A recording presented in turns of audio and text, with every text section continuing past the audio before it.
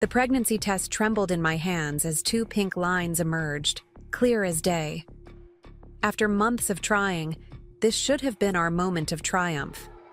Instead, as I stood in our designer bathroom, dread pooled in my stomach.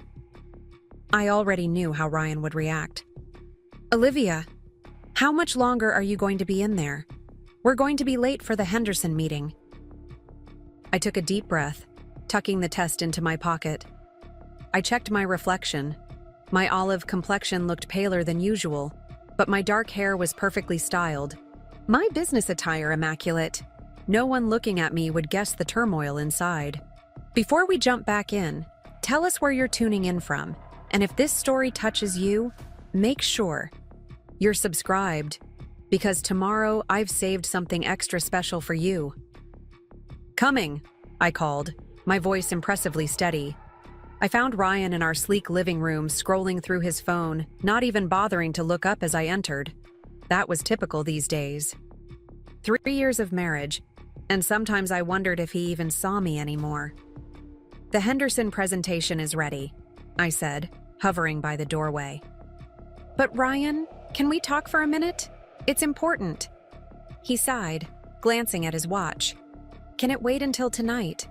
We need to nail this account." "It's important," I repeated, my hand unconsciously moving to my stomach. Something in my tone must have gotten through. He set his phone down, finally looking at me with those piercing blue eyes that had once made my heart race. Now, they just made me nervous. "I'm pregnant," I said simply, pulling the test from my pocket. The silence that followed felt like an eternity. Ryan's face went through a series of emotions: shock, disbelief, and then anger. "That's impossible," he finally said, his voice cold. "We've been trying for over a year with no success." "The doctor said—" "Well, the doctor was wrong," I countered, a flicker of hope still alive that he might move past the shock and share my joy. "It happened, Ryan. We're going to have a baby."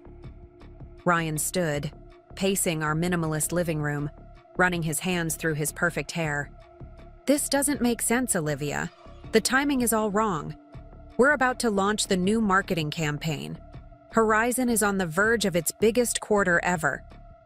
I know the timing isn't perfect, but—" "Perfect?" He laughed, but there was no humor in it. "It's a disaster. We can't have a baby now. It would derail everything we've worked for." His words hit me like a physical blow. "Everything we've worked for?" "Ryan, I gave up my position at Stellar Marketing to support your career. I've been handling all of Horizon's marketing campaigns from behind the scenes while you take the credit."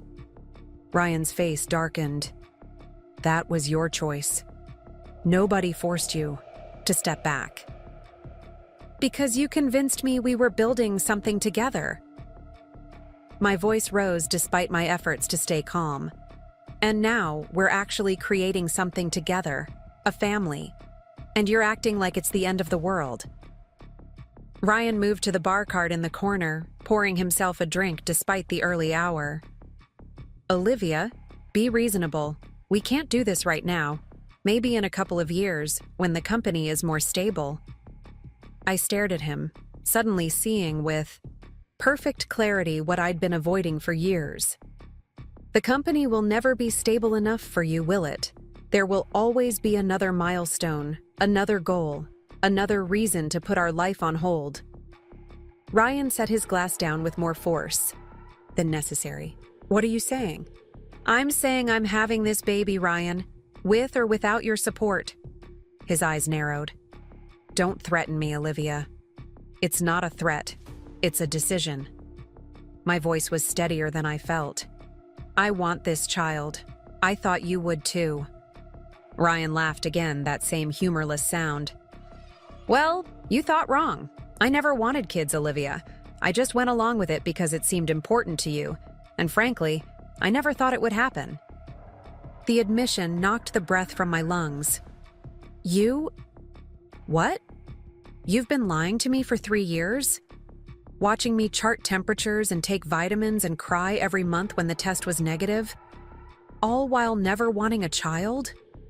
Ryan at least had the decency to look uncomfortable.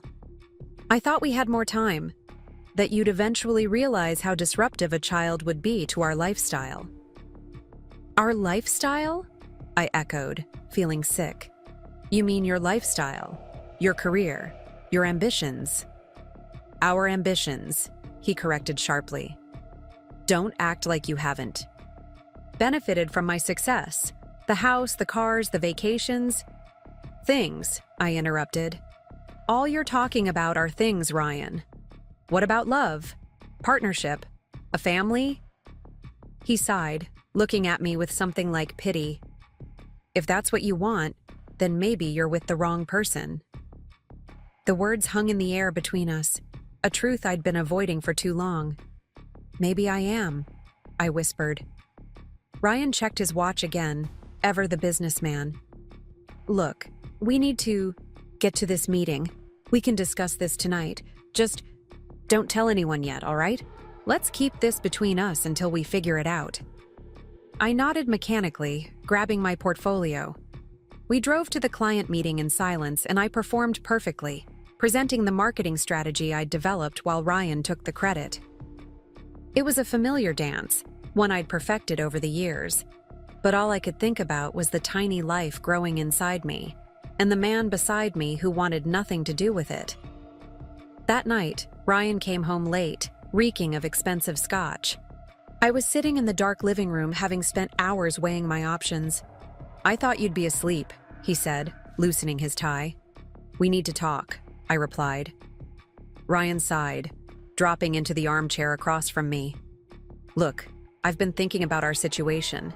Maybe we could compromise. Hope flickered briefly. Compromise how? You could take care of this. He gestured vaguely toward my stomach. And we can revisit the idea in a couple of years, when the timing is better.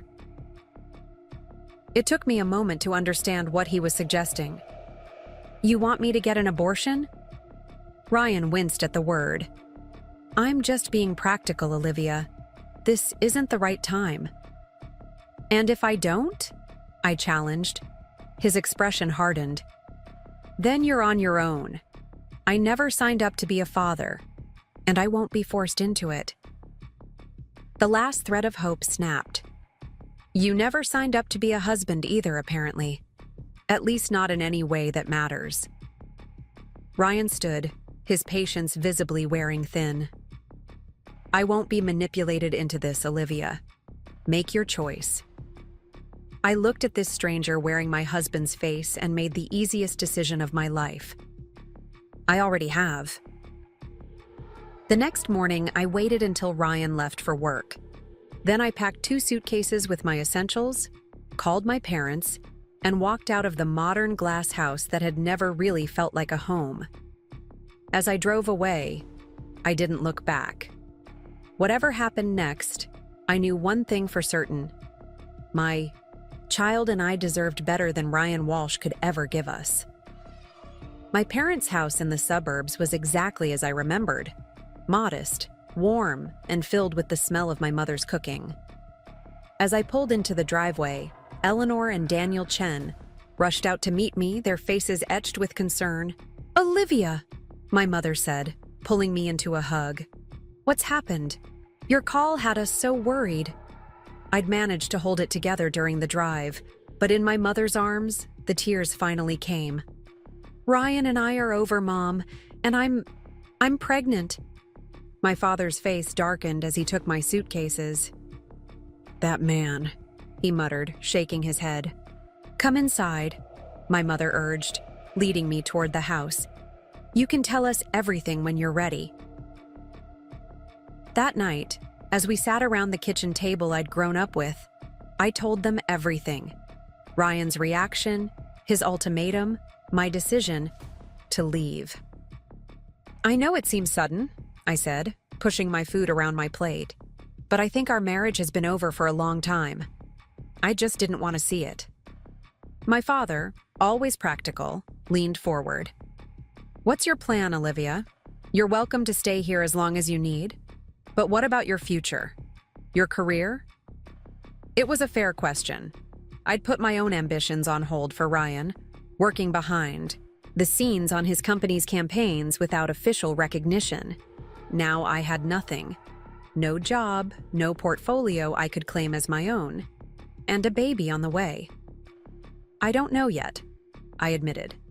But I have some savings, and I'm good at what I do. I'll figure it out. My mother reached across the table, squeezing my hand. You always do, sweetheart. And you're not alone.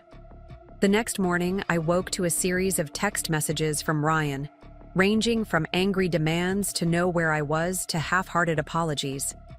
I read them all but responded to none. That chapter of my life was closed. Instead, I called my old friend Zoe Parker, who owned Parkside Coffee in downtown Westlake. We'd stayed in touch over the years, despite Ryan's subtle efforts to distance me from my old friends. "Olivia?" Zoe answered, surprise evident in her voice. "Is everything okay? You never call during business hours." "Actually, no," I replied honestly. "Everything's kind of fallen apart. Ryan and I are done. I'm pregnant and I need a job. I was wondering if you might need any help at the coffee shop while I figure things out." There was a moment of silence, then Zoe's warm laugh. Preparing and narrating this story took us a lot of time, so if you are enjoying it, subscribe to our channel. It means a lot to us. Now back to the story. Well, when you decide to make changes, you don't do it halfway, do you? Come by tomorrow morning. I can't pay much, but there's definitely a place for you here. Relief washed over me. Thank you, Zoe. I mean it. What are friends for, and... Olivia? I'm proud of you. It takes courage to start over. As I hung up, my hand drifted to my still flat stomach. Just you and me now, little one, I whispered. But we're going to be okay. I had no idea then how true those words would prove to be, or how the journey ahead would transform both our lives in ways I could never have imagined. The next few weeks passed in a blur of adjustment. Working at Parkside Coffee was nothing like my corporate marketing career. It was exhausting in an entirely different way. By the end of each shift, my feet ached and my back throbbed, but there was something satisfying about the simplicity of it. I made coffee, I served customers, I went home. No office politics, no pretense, no walking on eggshells around Ryan's ego. My first prenatal appointment brought both relief and a new wave of emotions. Seeing that tiny heartbeat on the ultrasound screen, hearing the doctor confirm that everything looked healthy, it made my decision feel right, even as it highlighted the reality that I was doing this alone. "Would you like to know the sex?" the doctor asked, smiling kindly. I hesitated only briefly. Yes, I would. "It's a girl," she said, pointing to the screen. "Congratulations. A daughter." The knowledge settled in my chest, warm and certain. On the drive back to my parents' house, I found myself talking to her. "We're going to be just fine, Lily," I said, the name coming to me suddenly. "You and me against the world." Ryan continued his campaign of alternating anger and manipulation in the weeks that followed. When I finally agreed to meet him to discuss divorce proceedings, he showed up at the neutral coffee shop, not Zoe's. I wouldn't give him access to my safe space, with a practiced expression of concern. "You look tired," he said instead of hello, his gaze critical as he took in my simple attire and the shadows under my eyes. "Working on your feet all day will do that," I replied evenly. "But I'm fine. More than fine, actually." Ryan scoffed. "Serving coffee? Come on, Olivia. This is beneath you. Come home. We can work this out." "There's nothing to work out. I've already filed for divorce." I slid the papers across the table. "My lawyer says it should be straightforward since we don't have children. Yet, and the house is in your name." His jaw tightened at the mention of children. "And the pregnancy?" "My daughter is doing well, thank you for asking." I emphasized the word daughter, watching him flinch. "Due in about 6 months." Ryan's face darkened. So you're really going through with this? Did you think I wouldn't? I challenged. He leaned back, that calculating look I knew so well, settling over his features. You know, I can make this difficult for you. The prenup you signed was in case of infidelity or abandonment. I finished for him. Neither of which apply here. I left because you gave me an ultimatum to choose. Between my husband and my child, no court would view that favorably. Ryan's surprise was evident. He hadn't expected me to know the details of the document I'd signed, or to have already consulted a lawyer. For years, he'd handled all our legal and financial matters, keeping me dependent and uninformed. Those days were over. Fine, he snapped, grabbing the papers. I'll have my lawyer review these. As he stood to leave, he paused, looking down at me with a mixture of anger and something almost like regret. You're making a mistake, Olivia. You'll never find another situation like what we had. I met his gaze steadily. That's exactly what I'm counting on.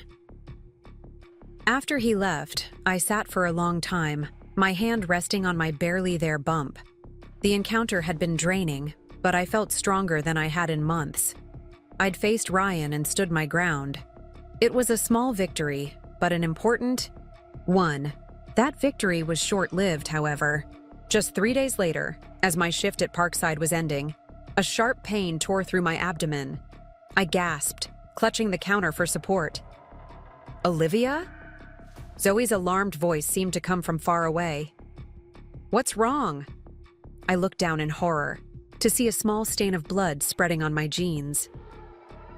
The baby, I whispered. Something's wrong with the baby.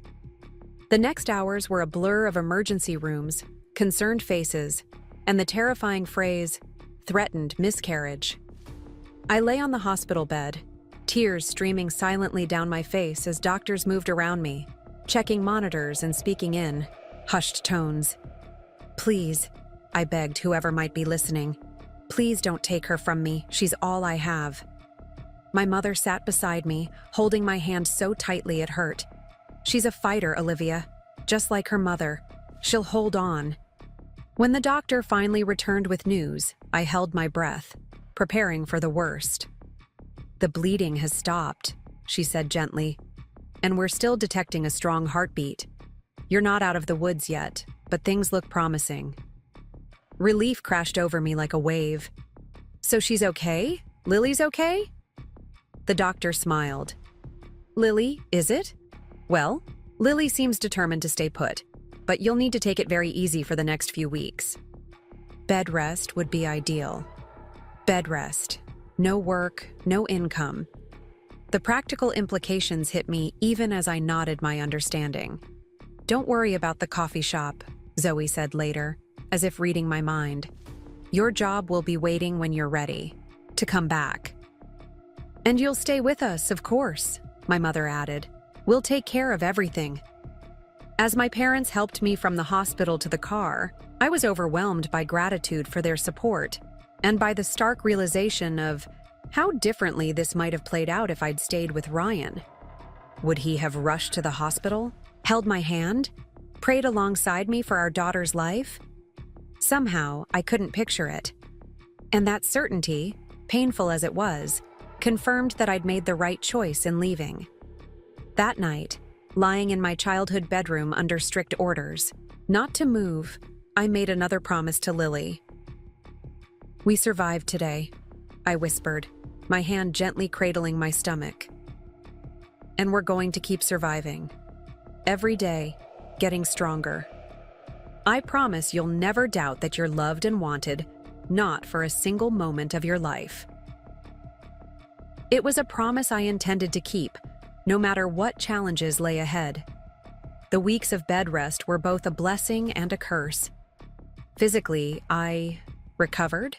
The bleeding stopped completely, and each checkup showed Lily growing right on schedule. Mentally, however, I struggled with the enforced inactivity and mounting financial concerns. My parents were generous beyond measure, covering my medical expenses and daily needs without complaint. But at 32, depending so completely on them felt like failure. I'd gone from a successful career and independent life to what felt like regression to adolescence, all in the span of a few months. It was during this period of forced stillness that Marcus Taylor reached out. My former boss at Stellar Marketing had been something of a mentor to me before I'd left to support Ryan's career. His name on my phone screen was an unexpected surprise. Olivia Chen. His warm voice filled my bedroom. It's been far too long. Marcus, I replied, genuine pleasure in my tone. How did you know to call? He chuckled. Small industry, smaller town. Word gets around. I heard you might be back on the job market soon, and I wanted to be first in line. My heart sank. That's actually complicated right now. I'm pregnant, on bed rest, and in the middle of a divorce. Ah, Marcus said, without missing a beat. Congratulations on the pregnancy, condolences on the divorce, and best wishes for your recovery. None of which changes my reason for calling. It doesn't? I asked, confused. Olivia, you were the best marketing strategist I've ever worked with.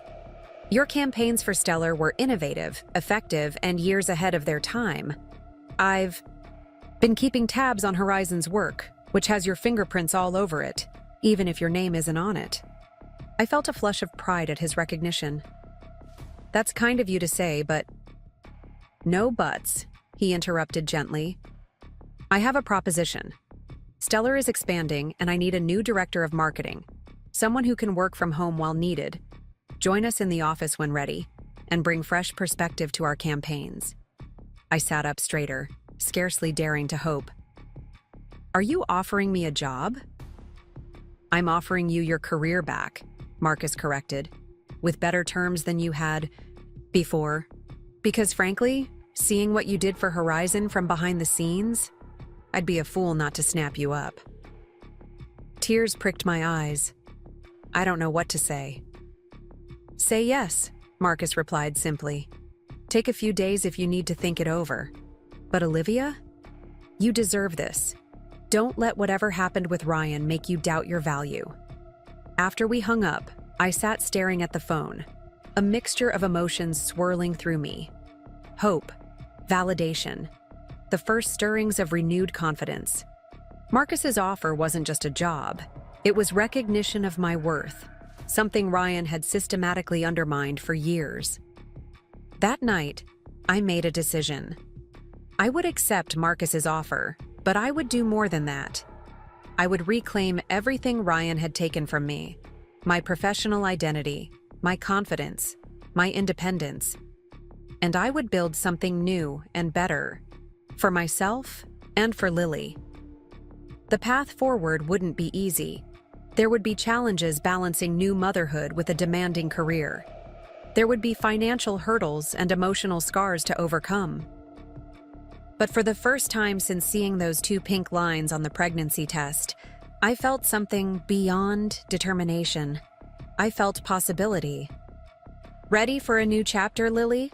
I whispered, feeling a flutter of movement in response. I smiled, taking it as agreement. Me too, little one. Me too. I had no idea then how dramatically that new chapter would unfold, or how it would eventually bring Ryan Walsh back into my life, in a way neither of us could have possibly anticipated. 4 weeks of bed rest passed with excruciating slowness. Each day blended into the next as I worked remotely for Stellar Marketing, my laptop balanced awkwardly on my growing belly. My bedroom had transformed into a makeshift office, notebooks stacked on the nightstand, marketing reports scattered across the duvet, and my phone constantly buzzing with emails and messages from Marcus and the team. The irony wasn't lost on me. For years, Ryan had insisted I couldn't handle a high-powered career while pursuing parenthood. Now here I was, creating an entire marketing campaign from my childhood bed, while literally growing a human being. My body was accomplishing the impossible, while my mind refused to slow down. Olivia, you need to rest, my mother scolded, appearing in the doorway with a steaming mug of ginger tea. Her face was pinched with concern as she surveyed the explosion of work materials surrounding me. "I am resting," I protested, gesturing to my supine position. "Technically, I haven't left this bed in days." Eleanor shook her head, setting the tea down carefully among my papers. "Your body might be resting, but your mind is racing. This can't be good for the baby." I softened at the worry in her voice. "The doctor said Lily's doing fine now, Mom. The bleeding has stopped completely." "Yeah." "Yes, and we want to keep it that way." She gathered a stack of printouts from beside me. "Marcus said you could take all the time you need. Why are you pushing yourself so hard?" It was a fair question, one I'd asked myself during the long, quiet nights when insomnia kept me company. The truth was complicated. "Because I need to prove I can do this," I finally admitted. To Ryan, to myself, to everyone who thinks a pregnant woman can't handle responsibility. My mother sat on the edge of the bed, her expression softening. "Oh, Olivia, you have nothing to prove to anyone, especially not to Ryan." "Don't I, though?" I set my laptop aside, giving her my full attention. "He left me because he thought a baby would derail everything we'd worked for. He thought I'd be diminished, less capable, less valuable with a child. And sometimes, in my darkest moments, I wonder if he's right." The admission cost me, bringing tears I'd been fighting for weeks. Eleanor took my hand, her grip firm and reassuring. "Listen to me. That man didn't leave because you would be diminished by motherhood. He left because he would be revealed by it." "What do you mean?" "Parenthood strips away pretenses. It shows you who you really are. Your strength, your weaknesses, your capacity for selfless love." She smiled sadly. "Ryan didn't fear you becoming less. He feared being exposed as inadequate himself." Her words resonated in a way nothing else had since that day in our bathroom with the pregnancy test. Ryan's rejection had never been about my limitations. It had been about his.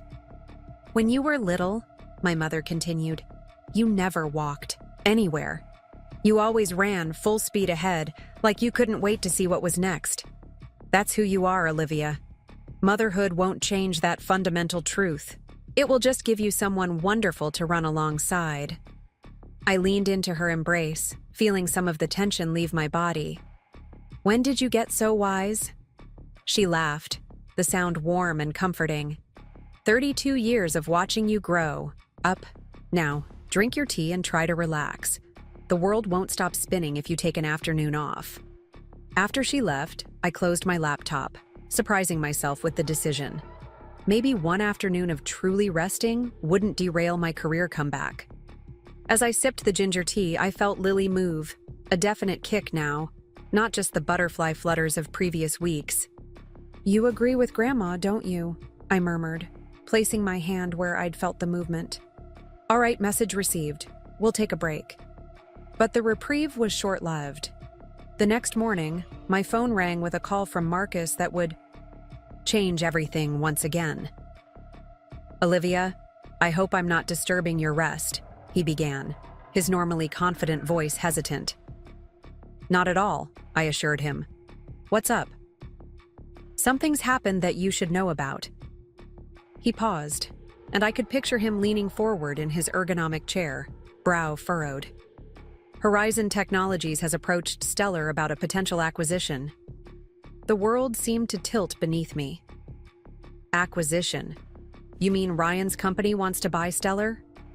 "Not exactly. They want to merge the marketing divisions, with Horizon as the dominant partner." Marcus sighed. "Normally, I'd dismiss it outright. Stellar is doing well, and I value our independence. But their offer is substantial." My mind raced. If Horizon acquired Stellar's marketing division, Ryan would become my boss again. This time, officially. Everything I'd been building, the fresh start I'd created, would be compromised. "You're not seriously considering it, are you?" I couldn't keep the alarm from my voice. I have to, Olivia. The board is interested. But I wanted you to know first, given your history with Ryan. Marcus paused. If this goes through, would you want to stay? Would I? Could I work under Ryan's authority again after everything that had happened? The thought made my stomach turn. I don't know, I answered honestly. This is a lot to process. You don't need to decide anything now, Marcus assured me. The negotiations will take months and nothing may come of it. But I thought you deserved to know. After we hung up, I stared at the ceiling, my thoughts in turmoil.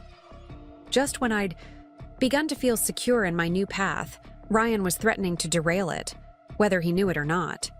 The coincidence seemed too perfect to be accidental. Had he discovered I was working for Stellar?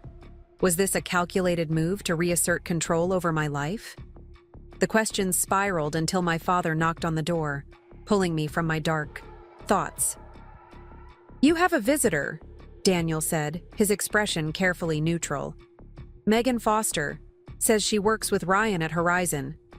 My alarm must have shown on my face because he quickly added, I can tell her you're not up for company. No, I decided, curiosity overriding caution. I'll see her. Megan Foster was Ryan's right hand at Horizon, polished, efficient, and completely loyal to him as far as I knew. What could she possibly want with me? I struggled to sit up straighter, suddenly conscious of my appearance. My hair was pulled into a messy bun. I wore no makeup, and my oversized t-shirt did little to disguise my growing belly. Not exactly how I'd choose to face someone from my old life. Megan entered hesitantly, looking as pristine as I remembered in her tailored suit and immaculate blonde bob. But something was different. A tension around her eyes, a tightness to her smile. Olivia, she said, hovering awkwardly by the door. Thank you for seeing me.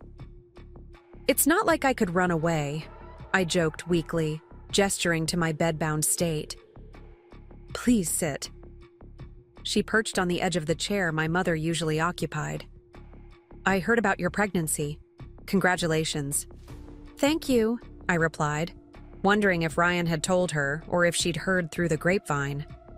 But somehow, I don't think you came all this way to discuss baby news. Megan looked down at her perfectly manicured hands. No, I didn't. She took a deep breath.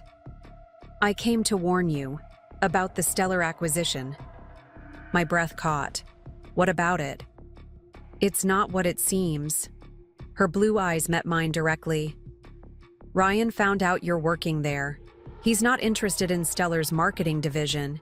He's interested in forcing you out. The confirmation of my suspicions should have been devastating, but instead, I felt a strange calm settle over me. That sounds like Ryan. But why are you telling me this? I thought you were loyal to him. Something flashed across Megan's face. Pain, perhaps, or disappointment. I was. For years, I believed in his vision for Horizon, but lately, she shook her head. The way he's been acting since you left, the decisions he's making, they're erratic, vindictive. He's hurting the company. And you care about Horizon, I said, understanding dawning. I've given that company 5 years of my life, she confirmed. I won't watch Ryan destroy it because he can't handle being left. I studied her, trying to gauge her sincerity. What exactly is he planning? If the acquisition goes through, he'll dissolve your position immediately. He's told the board it's redundant, but... She hesitated. But we both know it's personal, I finished for her. Megan nodded. There's more. Horizon is facing a major PR crisis. That new app they launched? It has serious privacy issues. Users' personal data is being compromised, and Ryan is trying to cover it up rather than address it. I frowned. That's not just unethical, it's potentially illegal. Exactly, and when it blows up, not if, but when, Horizon's reputation will be destroyed. Megan looked genuinely distressed. Hundreds of people could lose their jobs, including me. The implications were clear. If the acquisition went through before the scandal broke, Stellar would be dragged down with Horizon. Marcus's company, the one that had given me a second chance, would suffer for Ryan's mistakes. "Why come to me?" I asked, though I was beginning to see where this was heading. Megan straightened, her resolve visibly strengthening. "Because you're the best marketing strategist I know, better than Ryan, though he'd never admit it. If anyone can figure out how to navigate this mess, it's you." The compliment, unexpected and seemingly sincere, caught me off guard. "I'm not sure what you expect me to do. I'm on bed rest, pregnant, and Ryan made it clear he wants nothing to do with me or the baby." "I don't know either," Megan admitted. "But doing nothing means watching Ryan destroy 2 companies and countless livelihoods. Out of pure ego." She stood to leave, placing a business card on my nightstand. "Think about it. If you come up with something, call me. I'll help however I can." After she left, I stared at the card, turning this new information over in my mind. Ryan was willing to risk Horizon's future just to spite me. The pettiness was breathtaking, but not entirely surprising. He'd always been willing to burn bridges rather than admit defeat. I reached for my phone, then hesitated. Marcus needed to know about the privacy scandal before negotiations progressed further, but revealing what Megan had told me would be burning her as a source. And without proof, it would be my word against Ryan's. Hardly a strong position. No, I needed to be smarter than that. If Ryan wanted to play corporate chess, he'd find I was no longer the pawn he remembered. I called Zoe instead. "Hey, stranger," she answered cheerfully. "How's bed rest treating you?" "About as well as you'd expect," I replied. "Listen, Zoe, I need a favor. A big one." "Name it." "I need you to pick up a tech reporter you know." Zoe's laugh echoed through the phone. "Livy, I run a coffee shop. I don't exactly hobnob with journalists." "But Cooper does," I countered, referring to her husband, a tech consultant who frequently complained about the reporters pestering him for inside information. "And I need to speak with someone who covers the tech industry, preferably someone with an interest in privacy issues." There was a pause as Zoe processed this request.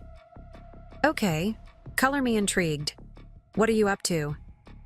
"Protecting myself and a lot of other people," I said simply. "Can you help?" "I'll talk to Cooper tonight. But Olivia, be careful. Whatever this is, it sounds serious." "It is," I admitted. "But so am I." 3 days later, Zoe introduced me to Jamie Rodriguez, a tech reporter known for hard-hitting exposés on industry malpractice. From my bedroom office, I laid out what I knew about Horizon's privacy issues, being careful not to reveal Megan as my source. Jamie's eyes lit up as I spoke. "This is big, really big, but I'd need proof, documentation." "I don't have that," I said truthfully, "but I know where to find it." And I did. Years of managing Horizon's marketing had given me intimate knowledge of their systems, their procedures, and most importantly, their weaknesses. I knew exactly what Jamie would need to verify the story independently without compromising Megan or implicating me directly. "Give me 3 days," Jamie promised, scribbling notes furiously. "If what you're saying checks out, this will be front page." As Jamie left, I felt a mixture of resolve and apprehension. I wasn't just protecting Stellar or getting revenge on Ryan. I was potentially affecting the livelihoods of everyone at Horizon, including many who had been kind to me during my time there. But the alternative was worse. If Ryan's cover-up continued, the eventual fallout would be catastrophic. At least this way, there was a chance for controlled damage, for transparency and accountability. I called Marcus next, careful to reveal only enough to encourage him to delay the acquisition talks without exposing the impending story. "I need you to trust me on this," I said when he pressed for details. "Just stall for a week, that's all I'm asking." Marcus sighed, but I could hear the smile in his voice. "Olivia Chen, What exactly are you plotting? Nothing illegal or unethical, I assured him. Just necessary. The next 5 days were a whirlwind of covert calls, carefully worded, emails and strategic planning, all from my bed, with Lily growing steadily within me, as if drawing strength from my renewed purpose. Then came the morning I'd been working toward. Jamie's exposé dropped like a bomb in the tech world. Privacy breach, Horizon Technologies, app, leaks user data. The article was meticulous, damning, and most importantly, based entirely on verifiable evidence that Jamie had uncovered through the channels I'd subtly suggested. There was nothing to connect me to the story, but within hours, Horizon's stock was plummeting, and Ryan was facing a barrage of questions from users, shareholders, and regulatory agencies. I watched it unfold on my laptop, a strange mix of vindication and sadness washing over me. This wasn't how I'd imagined my professional life intersecting with Ryan's again, but he'd left me no choice. My phone rang. Megan. "It's chaos here," she said without preamble, her voice hushed. "Ryan's on the warpath. He's convinced someone leaked information to the press, but he can't figure out who. The board is in emergency sessions, and the PR team is completely overwhelmed." "What about the acquisition talks?" I asked, trying to sound casual. "Suspended indefinitely. Stellar's board reached out this morning to express concerns about Horizon's business practices." I could hear the air quotes in her voice, along with a note of approval. "You did this somehow, didn't you?" "I merely pointed a good reporter in the right direction," I replied carefully. "The truth did the rest." Megan's laugh was both admiring and rueful. "Remind me never to cross you, Olivia. What happens now?" It was the question I'd been asking myself since setting these events in motion. What did happen now? Horizon would survive the scandal if they handled it correctly, acknowledge the breach, fix the security issues, compensated affected users.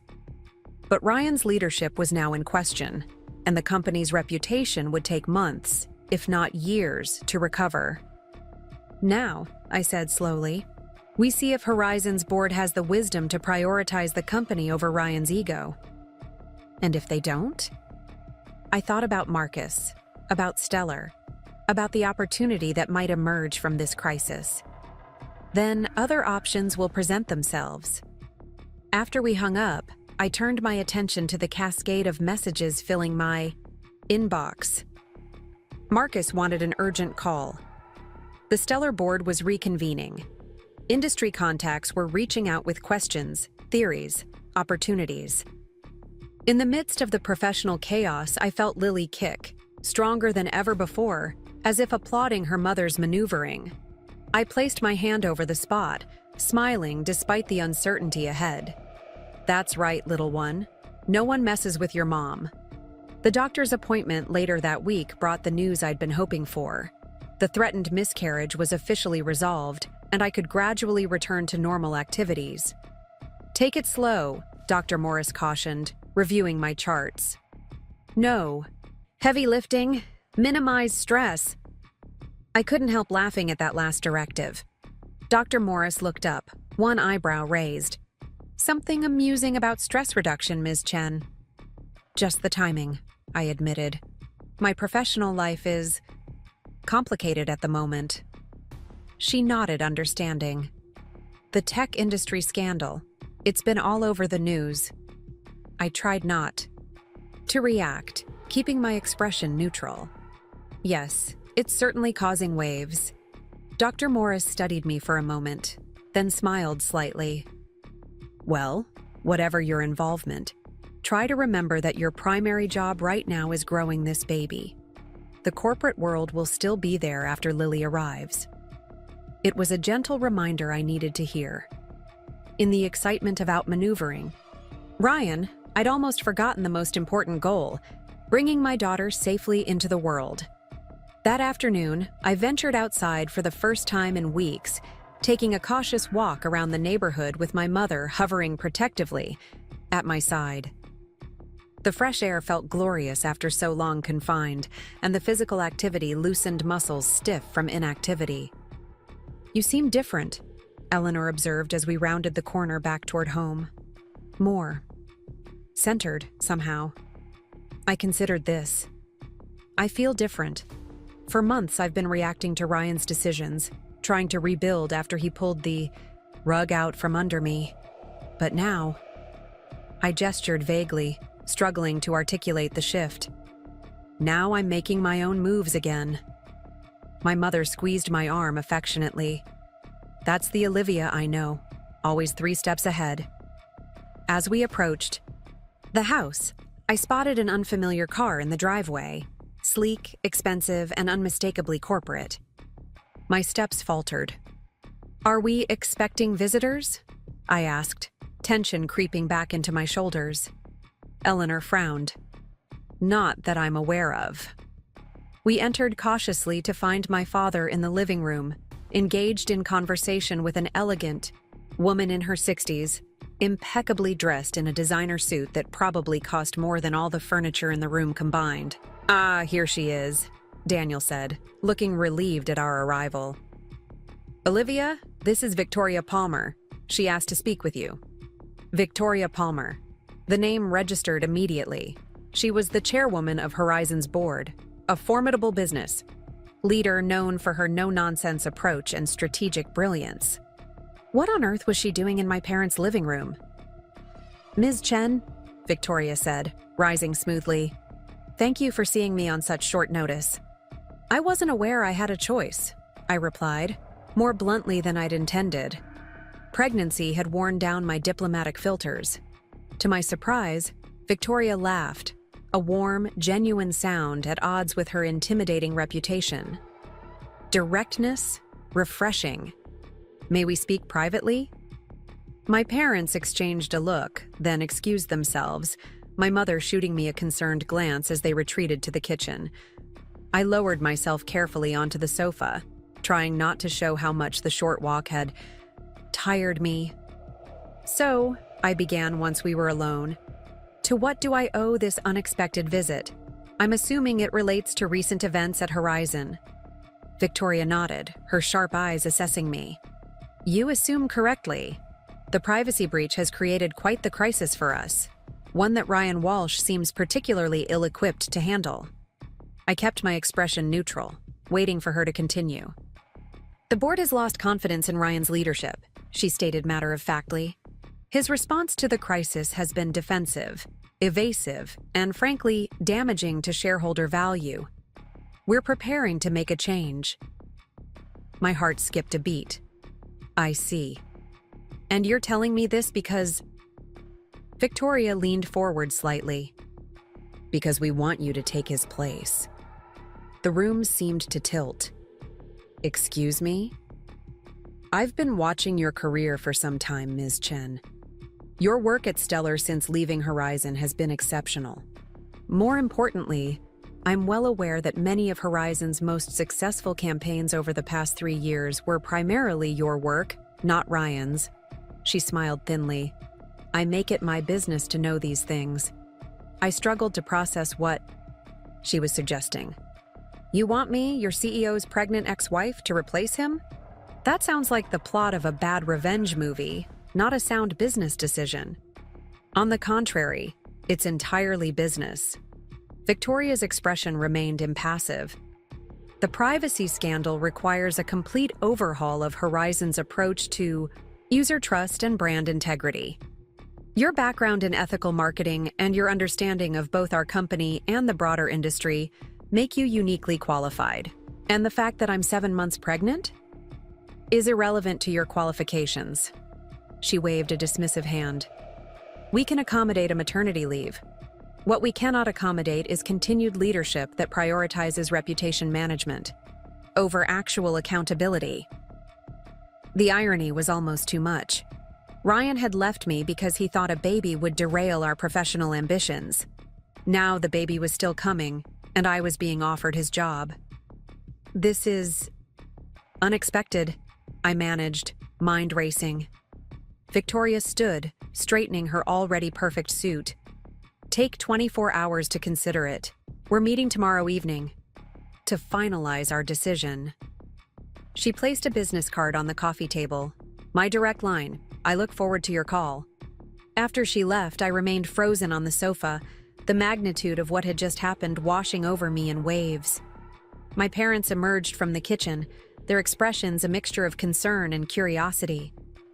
What did Victoria Palmer want? Wait, Father asked, settling beside me. She offered me Ryan's job, I said, the words sounding surreal even as I spoke them. They're firing him over the privacy scandal, and they want me to take over as CEO. My parents exchanged stunned looks. And what did you say? Eleanor asked carefully. I placed both hands on my rounded belly, feeling Lily move within me. I said I'd think about it. And I would. Because beyond the sweet irony of replacing the man who'd abandoned us, beyond the vindication of having my talents recognized at the highest level, there were serious considerations.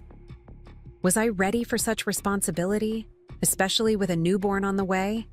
Could I ethically lead a company through a crisis I'd helped expose?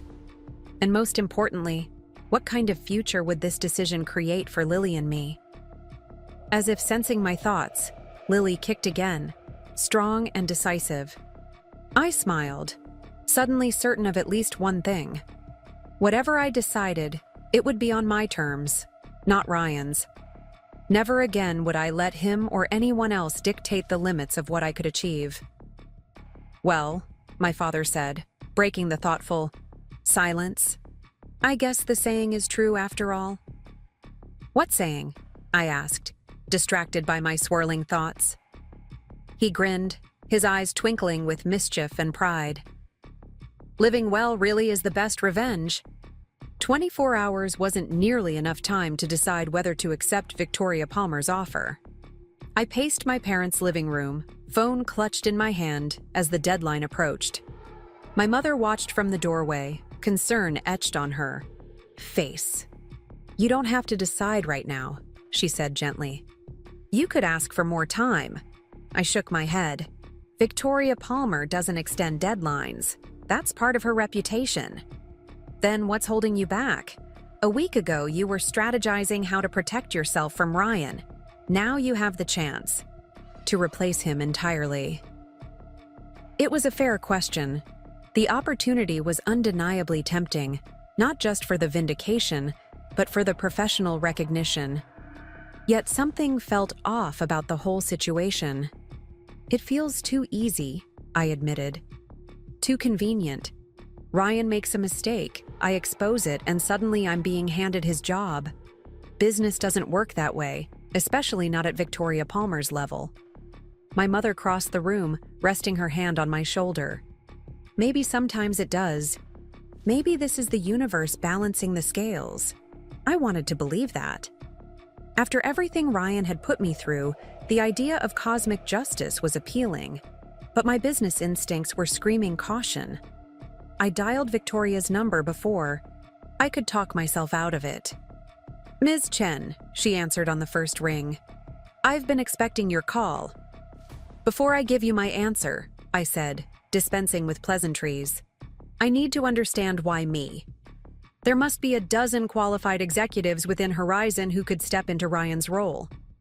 Direct as always, Victoria noted with approval. Yes, there are other candidates, but none with your unique perspective. Which is, you understand both how Ryan thinks and how to counteract his worst tendencies. Her tone was matter of fact. The board believes he'll contest his removal. Having someone who can anticipate his moves would be advantageous. And there it was, the catch I'd been waiting for. They weren't just hiring me for my qualifications. They were weaponizing my history with Ryan. So I'm a strategic hire to neutralize your Ryan problem, I summarized, disappointment settling in my chest. Not because of my marketing expertise or leadership capabilities. Both factors are relevant, Victoria countered smoothly. Your professional credentials are impeccable. But yes, your personal history with Ryan is an asset in this particular situation. I thought of Lily, of the future I wanted to build for her. Did I want that future to begin with a job offered at least partially out of calculation, not merit? I'm sorry, Ms. Palmer, but I have to decline. The silence that followed was heavy with surprise. Victoria Palmer wasn't accustomed to rejection. May I ask why? She finally said, her composure barely ruffled. Because I don't want my next chapter to be defined by my relationship with Ryan, even adversarially. I left that life behind for a reason. I took a deep breath. And frankly, I'm not convinced that jumping into a CEO role 7 months pregnant is the right move for me or my daughter. I see. Victoria's tone gave nothing away. Well, that's disappointing. But I respect your decision. After we hung up, my mother looked at me with a mixture of confusion and respect. I thought you'd jump at the chance to show Ryan what you're capable of. So did I admitted. But that's exactly why I had to say no. I don't want my success to be a reaction to him anymore. Whatever I do next needs to be for me and Lily, not against Ryan. My father appeared in the doorway, having clearly overheard the conversation. I'm proud of you, Olivia. Not many people would turn down an opportunity like that, especially after what you've been through. Thanks, Dad. I sank onto the sofa, suddenly exhausted. I just hope I didn't make a huge mistake. Sometimes the right decisions feel that way, he said, his voice gentle. But that doesn't make them wrong. That night, I dreamed of Lily, not as a newborn, but as a young woman, strong and confident, asking me about the choices I'd made when I was carrying her. In the dream, I was able to tell her that every decision, even the difficult ones, had been made with her best interests at heart. When I woke, I felt an unexpected peace about declining Victoria's offer. The feeling lasted exactly 3 hours until Megan called with news that made my stomach drop. Ryan knows, she said without preamble, her voice tight with tension. He figured out the connection between the reporter's story and the points you would have known from your time at Horizon. My hand instinctively went to my belly, protective. Is he certain or just suspicious? Certain enough to be out for blood. The board may be planning to replace him, but they haven't done it yet. He's still in power, and he's using it to find out who leaked information to the press. You didn't leak anything, I reminded her. Neither did I. The reporter verified everything independently. Technicalities won't matter to Ryan when he's this angry. Megan sounded genuinely frightened. Olivia, he's talking about legal action. Against you, specifically. The threat sent a chill through me. On what grounds? I haven't done anything illegal. Corporate espionage. Breach of your non-disclosure agreement. He's grasping at straws, but with Horizon's legal resources. She let the implication hang. Even baseless legal threats could drain my limited savings and add stress I didn't need in the final months of pregnancy. Ryan knew that. This wasn't about winning a case. It was about punishment. There's more, Megan continued reluctantly. He's been making calls, trying to get information about your arrangement with Stellar. I think he's going to try to interfere with your job there. My already precarious financial situation flashed before my eyes. Without the Stellar position, with legal fees looming, with a baby on the way, the stability I'd been rebuilding was suddenly on shaky ground again. Thank you for the warning, I said, trying to keep my voice steady. I'll figure something out. After hanging up, I called Marcus immediately. If Ryan was targeting my position at Stellar, I needed to get ahead of the situation. Marcus answered on the second ring. Olivia, I was just about to call you. The strangest thing happened this morning. My heart sank. Let me guess. Ryan Walsh reached out with concerns about my involvement in the Horizon privacy scandal. Yes, actually. Marcus sounded surprised. How did you know? Because he's trying to destabilize my position at Stellar. I explained, the pieces falling neatly into place. He can't get to me directly, so he's targeting my livelihood. Well, it won't work, Marcus said firmly. I know manipulation when I see it. Besides, after Victoria Palmer called me this morning, I'm more convinced than ever that you're exactly where you need to be. I froze. Victoria Palmer called you? Why? Apparently, you turned down quite the job offer, Marcus said, a smile in his voice. She seemed to think I should know what kind of talent I have working for me. Said something about poaching attempts being fair game now that you'd declined their offer. Relief washed over me.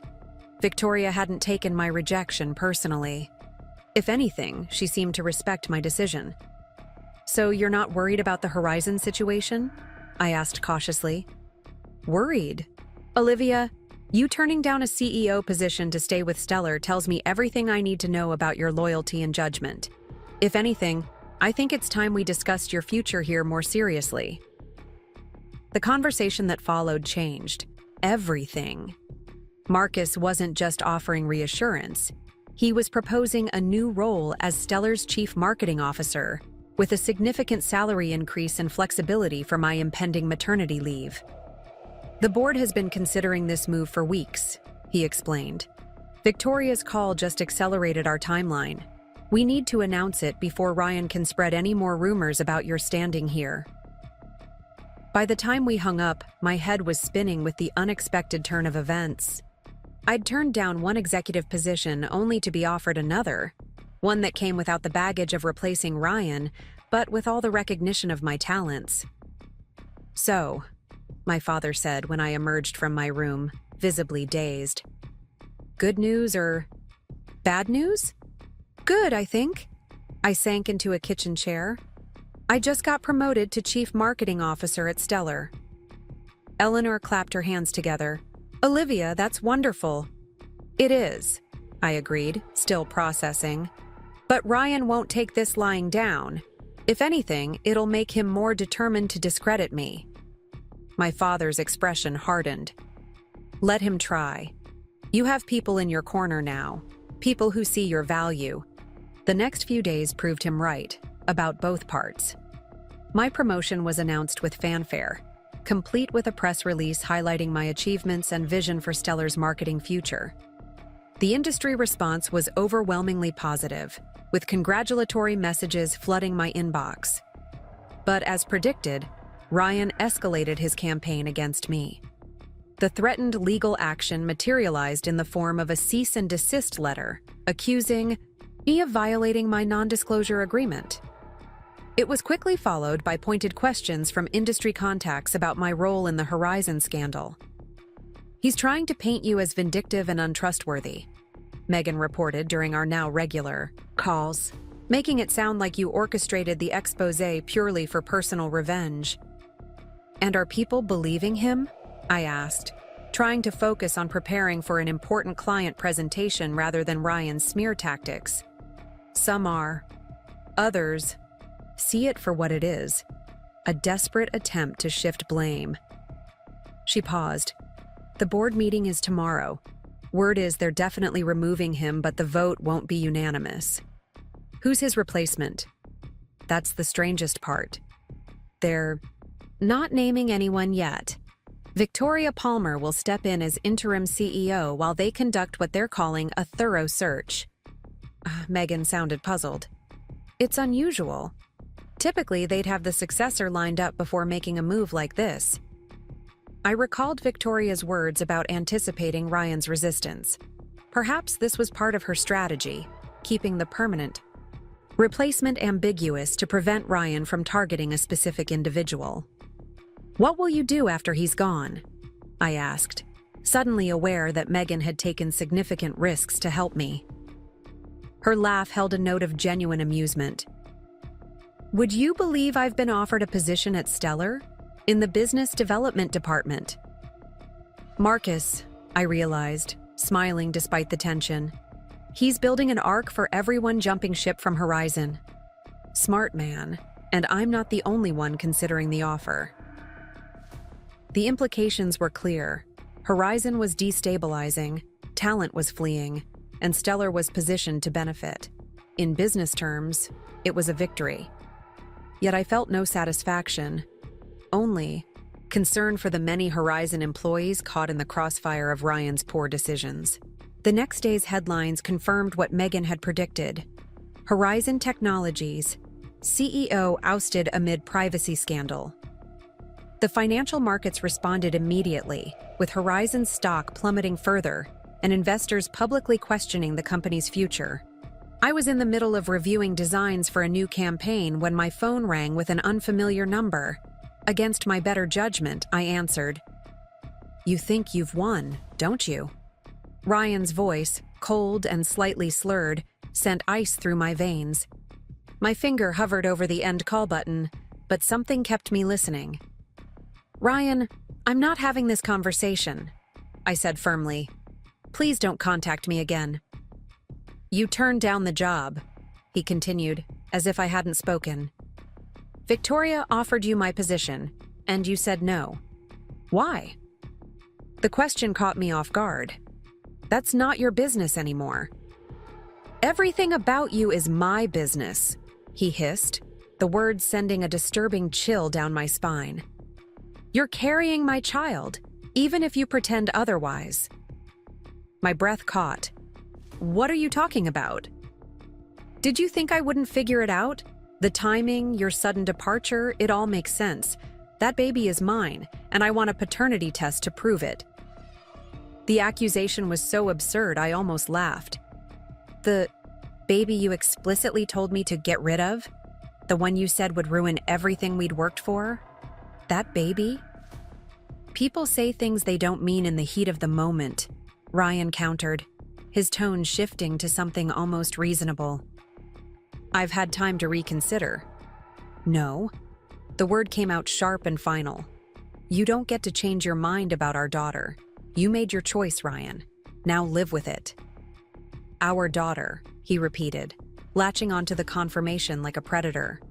"So it is a girl." I silently cursed my slip. "Stay away from us, Ryan. I mean it. This isn't over, Olivia. Not by a long shot." The line went dead, leaving me shaking with a mixture of rage and fear. I hadn't anticipated this. Ryan suddenly deciding he had paternal rights after explicitly rejecting the pregnancy. It was a nightmare scenario I hadn't prepared for. I called my doctor immediately, making her aware that under no circumstances was Ryan to be given any information about me or the baby. Then I contacted a family law attorney, scheduling an emergency consultation for the following day. By the time I arrived at work the next morning, the situation had deteriorated further. Ryan had made a public statement claiming he'd been unjustly removed during a personal crisis, specifically referencing his impending fatherhood and estrangement from his wife.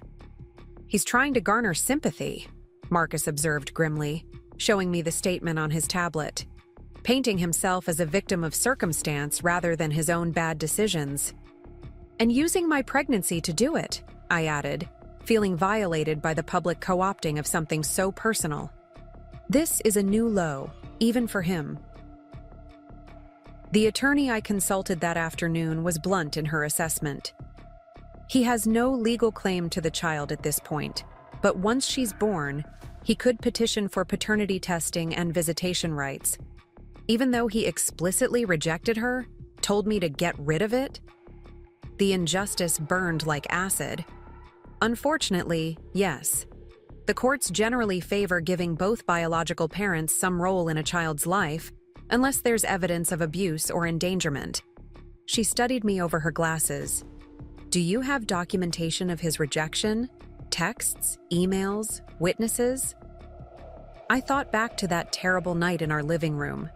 It was a verbal conversation, but Megan Foster was aware of his reaction, and my parents know how devastated I was afterward. "Hearsay and secondhand accounts?" she sighed. "Better than nothing, but not ideal. What we need is direct evidence of his unsuitability as a father." The challenge was clear. Document Ryan's behavior. Establish a pattern of actions that would make any judge question his parental fitness. But how could I do that without engaging with him directly? Something I desperately wanted to avoid. The answer came from an unexpected source. As I left the attorney's office, my phone buzzed with a text from Victoria Palmer. "We should talk. Dinner tonight?" Victoria had chosen an upscale restaurant downtown, the kind frequented by power brokers making deals over expensive wine. I felt distinctly out of place with my maternity dress and swollen ankles, but the maitre d' led me to a private table where Victoria waited, looking every bit the corporate powerhouse. "Olivia," she greeted me warmly, standing briefly. "Thank you for coming on such short notice." "Your text intrigued me," I admitted, settling carefully into the chair a waiter pulled out for me. "Though I'm not sure what we have to discuss, now that I've declined your offer." Victoria sipped her water, studying me with sharp eyes. "Ryan Walsh's public statement today crossed several lines. The board is concerned about the company's image, particularly his attempt to use sympathy for his family situation to undermine our decision." "I'm concerned too," I said cautiously, "but for more personal reasons." Precisely why I wanted to meet. She leaned forward slightly. "Horizon needs to distance itself from Ryan's narrative, and you need protection from his apparent new interest. In fatherhood, I believe we can help each other." I raised an eyebrow. "I'm listening." "The board is prepared to offer Ryan a severance package contingent upon his signing a comprehensive non-disparagement agreement, one that specifically prohibits him from making public statements about you, your pregnancy, or any supposed connection to Horizon." It was an elegant solution to part of my problem. "And what do you want from me in return?" Victoria smiled slightly. "A joint statement clarifying that while you previously worked with Horizon, your current pregnancy and personal situation have no connection to the company or its recent leadership changes." "That's it?" I asked, suspicion rising. "A simple statement?" "And perhaps your consulting services on a limited basis," she added smoothly. "Horizon's marketing department is in disarray. We need someone who understands our brand to help with the transition while we rebuild." The request made business sense, even if the timing seemed calculated. "You're asking me to help save the company that my ex-husband nearly destroyed and that he's now trying to use to insert himself back into my life. I'm asking you to protect your professional reputation while helping us protect ours," Victoria corrected. "Ryan's narrative benefits neither of us. Together, we can control the story." I considered her offer as the waiter delivered our appetizers. Working with Horizon again, even as a consultant, felt like stepping backward. Yet, the non-disparagement agreement would provide a legal barrier between Ryan and my child, one with substantial financial penalties if he broke it. "I'd need Marcus's approval for any consulting work," I said finally. "Stellar is my priority now." "Already discussed," Victoria replied with a small smile. "He seemed to think it would strengthen the relationship between our companies. Something about keeping friends close and competitors closer." Of course, Marcus was always 3 steps ahead, seeing the business advantage in every situation. In this case, having me consult for Horizon would give Stellar valuable insights into their former rivals' restructuring. "One more condition," I added, protective. Instinct overriding business sense. "The non-disparagement agreement needs to include provisions about Lily, my daughter. Ryan is to make no claims of paternity, seek no contact, and pursue no legal rights regarding her. Ever." Victoria's eyebrows rose slightly. "That's extensive and potentially difficult to enforce." "Those are my terms," I said firmly. "Otherwise, I'll handle Ryan my own way." She studied me for a long moment, then nodded slowly. "I'll have legal draft the language. No guarantees, but we'll make it as strong as possible." We spent the remainder of dinner discussing the practical details, the scope of my consulting work, the timeline for the joint statement, the approach to Ryan. By the time we finished dessert, a concession to my pregnancy cravings that Victoria politely ignored, We had outlined a strategy that served both our interests. As we waited for the valet to bring our cars, Victoria turned to me with an unexpected question. "Why did you really turn down the CEO position, Olivia? And don't say it was the pregnancy. We both know that wasn't the decisive factor." I considered deflecting, but something about her directness deserved honesty in return. "Because I wanted to succeed on my own terms, not as a reaction to Ryan's failure," I admitted. "Taking his job would have kept me tethered to him, to our history. I needed a clean break." Victoria nodded thoughtfully. "A principled decision, rare in our industry." Her car arrived, and she handed the valet a generous tip. "For what it's worth, that's exactly why the board wanted you. Not despite your history with Ryan, but because of how you've chosen to move beyond it." As I drove home, her words stayed with me. All this time, I'd been focused on escaping Ryan's shadow, on proving I could succeed without him. But perhaps the true measure of my growth wasn't in rejecting everything connected to him, but in engaging with it on my own terms, from a position of strength rather than reactive emotion. The next morning, I awoke to news that changed the dynamic, once again. While Victoria and I had been strategizing over dinner, Ryan had been making moves of his own, and they were far more desperate than anyone anticipated. He tried to access confidential Horizon files after hours, Megan reported, calling me before I'd even had my morning tea. Security caught him in the executive suite at 2 a.m., downloading data to an external drive. My hand froze mid-reach for my mug. "What kind of data?" "Everything. Financial records, client lists, proprietary technology specs, the works. He was planning to take it all." "Corporate espionage," I murmured, the irony not lost on me. "The very thing he accused me of." "Exactly. He's been arrested, Olivia. This isn't just a termination anymore. It's potentially criminal charges." The implication struck me immediately. Ryan wasn't just facing professional disgrace. He was looking at legal consequences that could include jail time. Whatever his motivations for suddenly showing interest in Lily, they would be irrelevant if he was incarcerated. "Victoria needs to know about this right away," I said, already reaching for my laptop. "It changes everything about our agreement." "She's the one who called security when the system flagged his after-hours access," Megan replied. "Trust me, she knows." Indeed, Victoria's email arrived before I'd finished breakfast, terse and to the point. "Need to revisit our discussion. In light of recent developments, my office, 10 a.m. The Horizon headquarters felt strange as I entered it for the first time since leaving Ryan. The security guard recognized me, his eyes widening slightly at my obvious pregnancy, but he said nothing as he issued me a visitor's badge.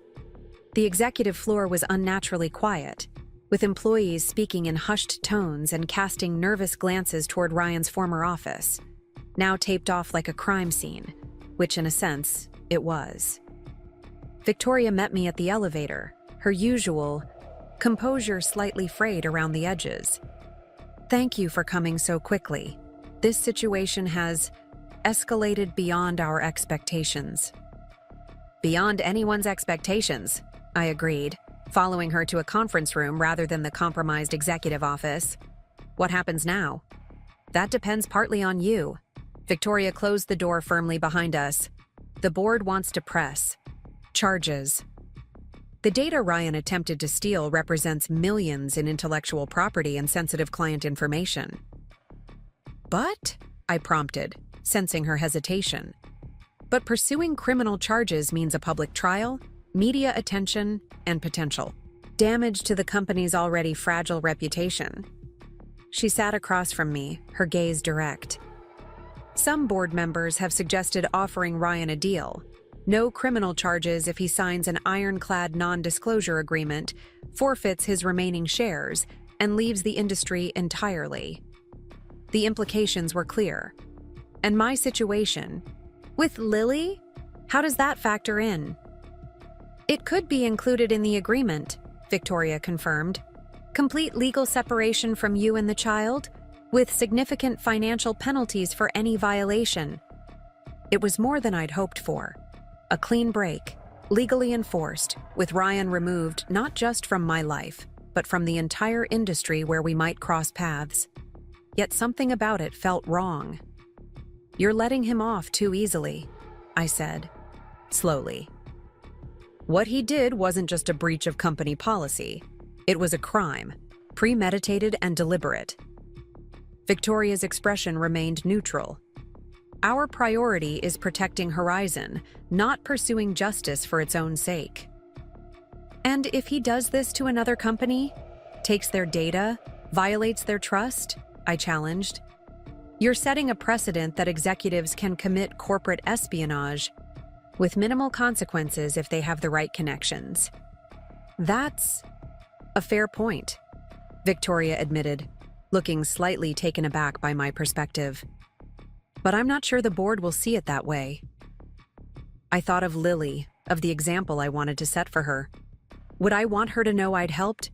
A man escaped consequences for his actions just because it was convenient. Would I want her to learn that powerful people played by different rules? I can't support that approach, I said finally. Ryan made his choices. Crossing lines he knew were unacceptable. He deserves the same consequences anyone else would face in his position. Victoria studied me for a long moment. Even if it means he could challenge paternity from prison once the baby is born. Even then, I confirmed, though the thought sent fear spiraling through me. I'll face that battle if it comes, but I won't be complicit in a cover-up. Something like respect flickered in Victoria's eyes. I'll convey your position to the board, she said, rising from her chair. Though I can't promise they'll agree. As it turned out, they didn't need to. By that afternoon, news had leaked to the press about Ryan's arrest, forcing Horizon's hand. The company issued a statement confirming they would fully cooperate with authorities in the investigation of their former CEO's actions. Ryan's bail hearing was scheduled for the following day. According to Megan's sources, he looked shell-shocked when taken into custody, as if he couldn't quite believe the consequences of his actions had finally caught up with him. I watched the coverage with mixed emotions. There was no satisfaction in seeing him fall so completely, only a sad recognition that the man I'd once loved had been consumed by his own ambition and entitlement. Whatever we'd had together was truly over now, buried under the weight of his choices and my determination to build a new life without him. That evening, as I sat in my parents' backyard watching the sunset, my phone buzzed with a text from an unknown number. "This isn't over. When I get out, we'll discuss our daughter. R." I stared at the message, feeling an old fear trying to reassert itself. But something had changed in me since that day with the pregnancy test. Something fundamental and unshakable. Ryan no longer had the power to control my emotions or dictate my choices. I blocked the number without responding, then called my lawyer to forward the message as evidence of continued harassment. Whatever legal battles lay ahead, I would face them with the same strength and clarity I'd found in standing up to Victoria's board. As darkness fell around me, Lily kicked, a strong, determined movement that made me smile despite everything. "Just you and me against the world, little one," I whispered, echoing words I'd spoken months ago but now with absolute conviction. And we're winning. 2 weeks passed in a strange limbo. Ryan remained in custody, unable to make the substantial bail set by the judge who cited him as both a flight risk and a potential threat to Horizon's intellectual property. The company's stock stabilized slightly as Victoria Palmer took firm control as interim CEO, implementing immediate changes to address the privacy breach and restore customer confidence. Meanwhile, my life continued its forward momentum. My consulting role with Horizon gave me an unusual window into both companies, Stellar, where I was settling into my role as Chief Marketing Officer, and Horizon, where I was helping to repair the damage Ryan had caused. The irony wasn't lost on me. I was fixing problems created by the same man who'd claimed a baby would prevent me from handling professional responsibilities. At 8 months pregnant, I'd developed a routine that accommodated my growing limitations. Mornings at Stellar's, offices, afternoons working remotely from my parents' house, and virtual meetings with the Horizon team scheduled during my high-energy hours. My father had converted the spare bedroom into a proper office, complete with an ergonomic chair designed for pregnancy and a standing desk for when sitting became too uncomfortable. "You're pushing yourself too hard," my mother observed one evening as I finished a late call with Horizon's development team. "The doctor said you should be slowing down now." I rubbed my lower back, which had been aching persistently all day. "I will, soon. But with Ryan's preliminary hearing next week, I need to make sure everything's in place." Eleanor frowned, folding laundry that now included tiny onesies and soft blankets for Lily. "What does his hearing have to do with your work schedule?" "Everything," I admitted. "If he's released or takes a plea deal, I need both companies positioned to withstand whatever he might try next. And personally." I hesitated, still uncomfortable discussing the fear that lingered beneath my professional confidence. "You're worried about his threats regarding Lily," my mother finished for me, setting aside the laundry to sit beside me. "Have you heard anything more from his lawyer?" I shook my head. "Nothing since that formal letter requesting paternity testing after she's born. My attorney says that's standard procedure in cases like this, but it feels—" I struggled to find the right word. "Violating," Eleanor supplied, her expression darkening. "After he rejected both of you so completely." "Oh, exactly." I shifted, trying to find a comfortable position as Lily performed what felt like acrobatics in my womb. The logical part of me knows he's just lashing out, trying to maintain some control over me since he's lost everything else. But the thought of him having any legal claim to her— My mother covered my hand with hers. "One battle at a time, sweetheart. Let's get through the hearing first." She was right, of course. Ryan's criminal case needed to conclude before any family court would consider his paternity claims. Still, the uncertainty hung over what should have been a joyful time of preparation and anticipation. The next morning brought unexpected news that shifted the landscape once again. Megan called as I was reviewing quarterly projections for Stellar's biggest client. "He's taking a deal," she said without preamble. "Ryan's agreed to plead guilty to lesser charges in exchange for cooperation." I set down my pen, giving her my full attention. "Cooperation with what?" That's the interesting part. The investigators found evidence that the privacy breach wasn't just negligence, it was deliberate. Someone intentionally created the security vulnerability and then tried to cover it up when users started reporting issues. And they think Ryan was involved? The implications were staggering. Negligence was one thing. Intentional violation of user privacy was several levels worse, both legally and ethically. "They know he ordered the cover-up," Megan confirmed. "What they don't know is whether he authorized the breach in the first place. That's what they want his testimony on." A chill ran through me as pieces clicked into place. They're investigating whether Horizon was harvesting user data illegally. Exactly. And if Ryan gives them what they want, he'll likely avoid jail time entirely. The news should have alarmed me. Ryan walking free would mean renewed threats regarding Lily. Yet something about Megan's tone suggested there was more to the story. "What aren't you telling me?" I prompted. She hesitated. "The prosecutors aren't just interested in the privacy breach. They're looking at potential securities. Fraud as well. Something about Ryan misrepresenting Horizon's financial position to investors."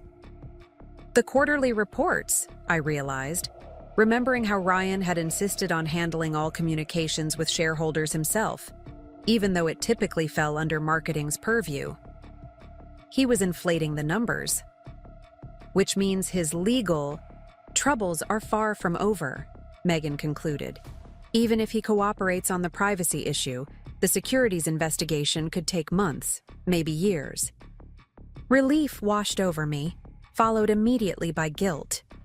I shouldn't be glad about anyone facing criminal charges, even Ryan. Yet the practical implication, that he would be too entangled in legal proceedings to pursue custody battles, was undeniably positive for Lily and me. "There's one more thing," Megan added, her voice dropping slightly. "Victoria wants to meet with you today, in person. She was very specific about it being face-to-face, not virtual." My instincts prickled with caution. Did she say why?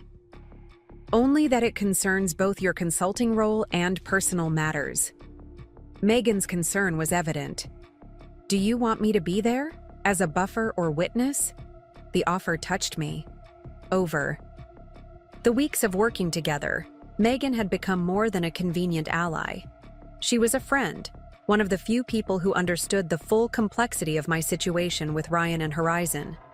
"Thanks, but I can handle Victoria," I assured her. "Just keep me updated on any developments with Ryan's plea deal." Victoria had requested we meet at a small upscale cafe near Stellar's offices, neutral territory, but private enough for sensitive conversations. When I arrived, slightly breathless from the short walk, she was already seated at a corner table, a pot of herbal tea waiting. "You look well," she greeted me, rising briefly as I approached, though perhaps ready for that maternity leave to begin. I smiled ruefully, easing into the chair across from her. Is it that obvious? Only to someone who's been there. She poured tea for both of us, her movements precise. 2 children, both delivered in the middle of merger negotiations. My water broke during a board presentation with my second. The revelation surprised me. Victoria had never mentioned her family before, maintaining a strictly professional persona in all our interactions. "How did you manage it?" I asked, genuine curiosity overriding business caution. "The balance, I mean." Something softened in her typically shrewd gaze. "Not perfectly.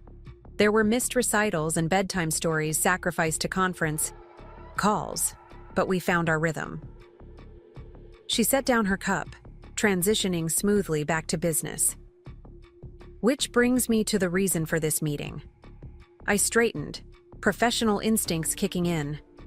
Megan mentioned it concerns my consulting arrangement. "Partially. As you've likely heard, Ryan Walsh has agreed to a plea deal concerning the privacy breach. What you may not know is that as part of that agreement, he's required to divest all remaining interests in Horizon Technologies." I nodded slowly. "That seems standard in cases like this." "It is. What's less standard is how those interests are to be redistributed." Victoria held my gaze steadily. "The board has voted to offer you a significant equity position in Horizon, in recognition of your contributions to stabilizing the company during this crisis." For the second time that day, I found myself completely blindsided. Equity? In the company I left? That my ex-husband nearly destroyed? "The very same," Victoria confirmed, a hint of amusement crossing her features. "Though I prefer to think of it as the company you've helped rebuild. Your consulting work these past weeks has been invaluable, Olivia. The marketing restructuring plan you developed has already begun restoring client confidence." I struggled to process the offer. Ownership in Horizon would mean long-term financial security for Lily and me, regardless of my position at Stellar. It would also mean a voice in the company's future direction, influence over decisions that had once been completely in Ryan's control. "I'm not sure what to say," I admitted. "This is unexpected." "Consider it compensation for the intellectual property Ryan denied you credit for during your marriage," Victoria suggested.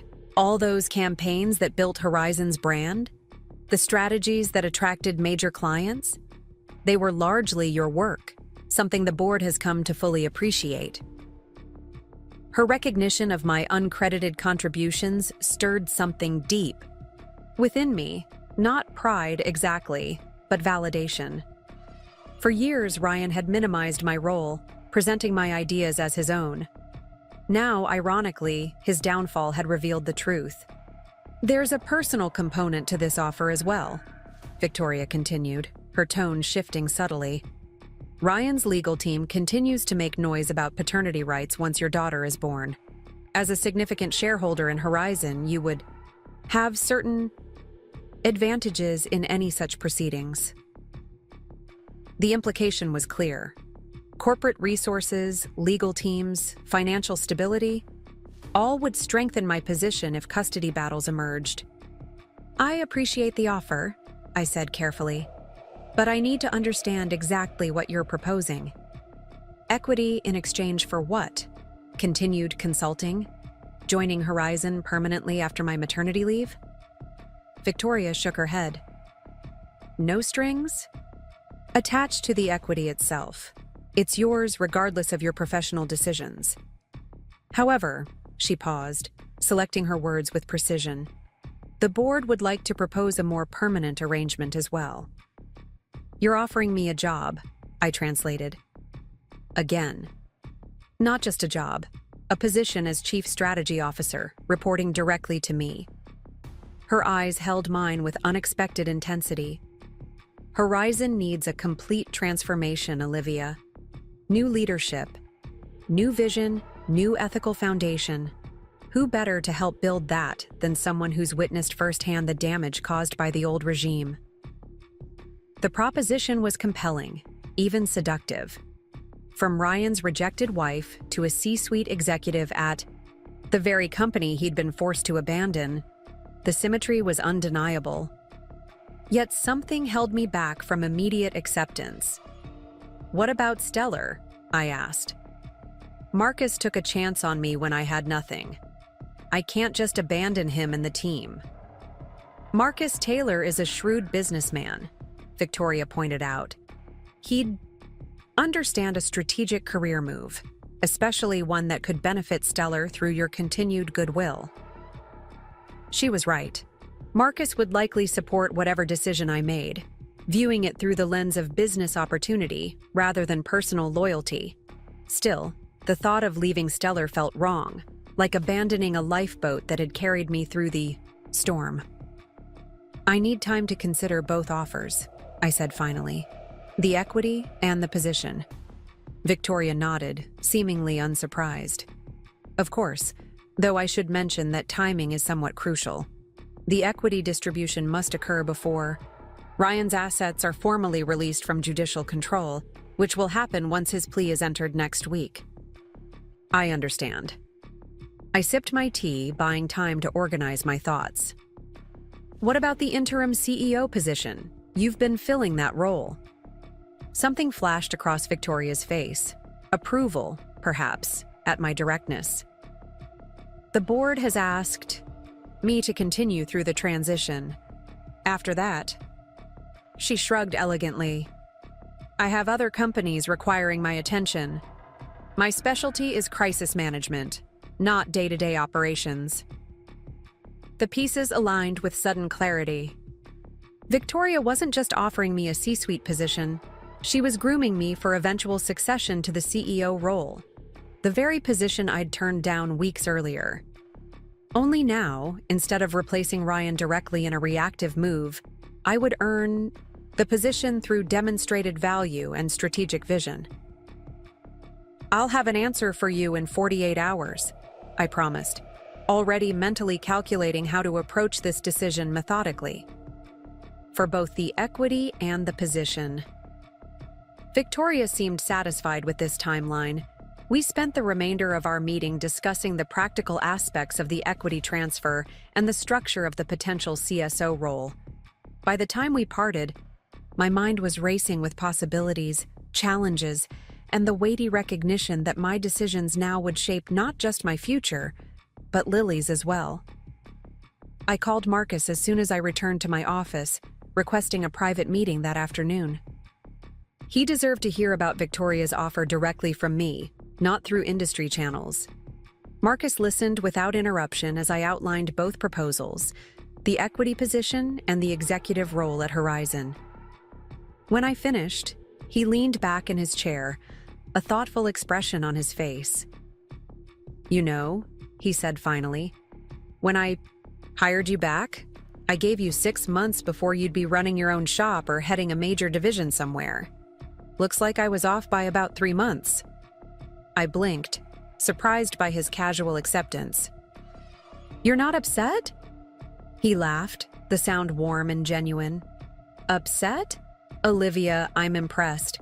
Victoria Palmer doesn't make offers like this lightly. The fact that she wants you this badly only confirms what I already knew about your talents. But after everything Stellar has done for me..." Marcus held up a hand, stopping me mid-sentence. "Listen carefully. Loyalty in business matters, but it must never become a cage. You've given Stellar exactly what I brought you in for: a revitalized marketing strategy and a competitive edge against Horizon. If this opportunity is right for you and Lily, you should take it." His generosity of spirit touched me deeply. "What about my role here? The campaigns I've started?" "We'll manage," he assured me, "though I'd hope we might work out a transition period." His eyes twinkled with sudden mischief. "And perhaps preferential treatment for Stellar when partnership. Opportunities arise with Horizon in the future." That startled a laugh from me. "Always the businessman." "Always," he agreed cheerfully. "Now go home and think this through. Not as a marketer or executive, but as a soon-to-be mother planning for her child's future." It was sound advice, and I took it, spending the evening reviewing my options from every angle. The equity offer was straightforward enough: accepting. It would provide financial security and a stake in Horizon's future without obligating me professionally. The CSO position was more complex, requiring a full career pivot, just as I was preparing for maternity leave. I was still weighing my options the next morning when Zoe called with news that crystallized my decision. Ryan stopped by the coffee shop, she said, her voice tight with concern. "Asking questions about you, your schedule, where you're living now." A chill ran down my spine. "He's out on bail?" "As of yesterday, apparently. Olivia, he seemed off, agitated. Kept saying he had rights and arrangements to make before the baby comes." The timing wasn't coincidental.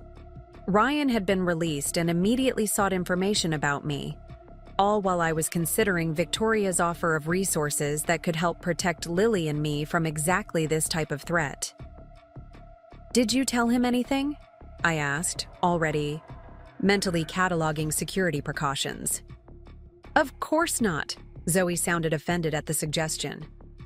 "I told him you didn't work here anymore and asked him to leave. Cooper was about to call security when he finally took off."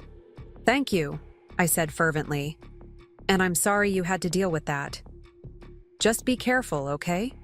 Maybe stay with your parents a bit longer than you planned." After we hung up, I sat motionless, one hand resting protectively on my belly. Ryan's behavior was escalating from legal maneuvers to personal surveillance. Whatever his claims about wanting involvement with Lily, his actions spoke of control and intimidation, not paternal concern. My decision crystallized with sudden clarity. I called Victoria immediately. "I accept both offers," I said when she answered. "The equity position and the CSO role, but I have conditions." If Victoria was surprised by my direct approach, she didn't show it. "I'm listening." "First, I need comprehensive security measures. Not just at the office, but for my parents' home and eventually my own place. Ryan's behavior is becoming concerning." "Already being arranged," Victoria said smoothly. "What else?" Her immediate response to my security concerns only confirmed I was making the right choice. "Second, I want a formal mentorship arrangement with you. If I'm going to help transform Horizon, I need your expertise and guidance." "Done. I was hoping you'd ask for that."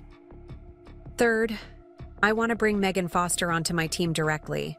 She's proven her loyalty to the company above any personal ties to Ryan, and her insights will be valuable." Victoria paused briefly. "That can be arranged," though it might raise questions about your objectivity given your shared history with Ryan. My final condition addresses that, I continued confidently. Complete transparency about my history with Horizon. No hiding that I was married to Ryan, no pretending the pregnancy isn't his child.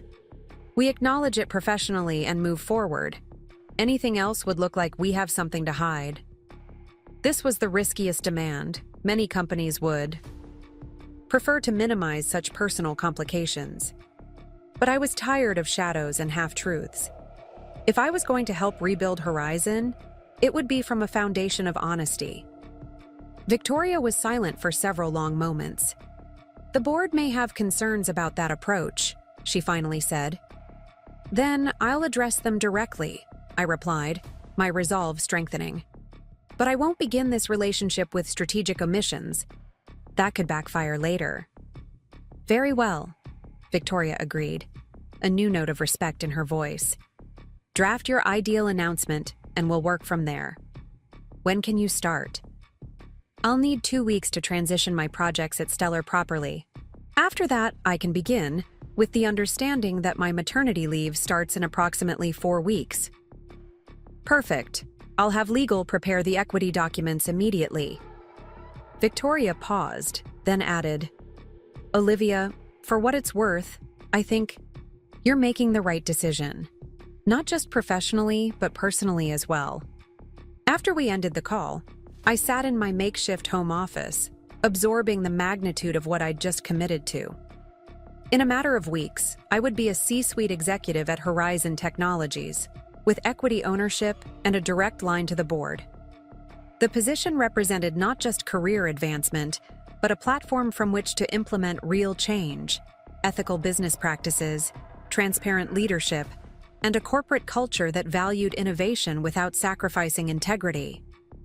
The symmetry wasn't lost on me. Ryan had abandoned me because he claimed a baby would derail my career. Now, that very pregnancy had indirectly led to professional opportunities beyond what either of us could have imagined.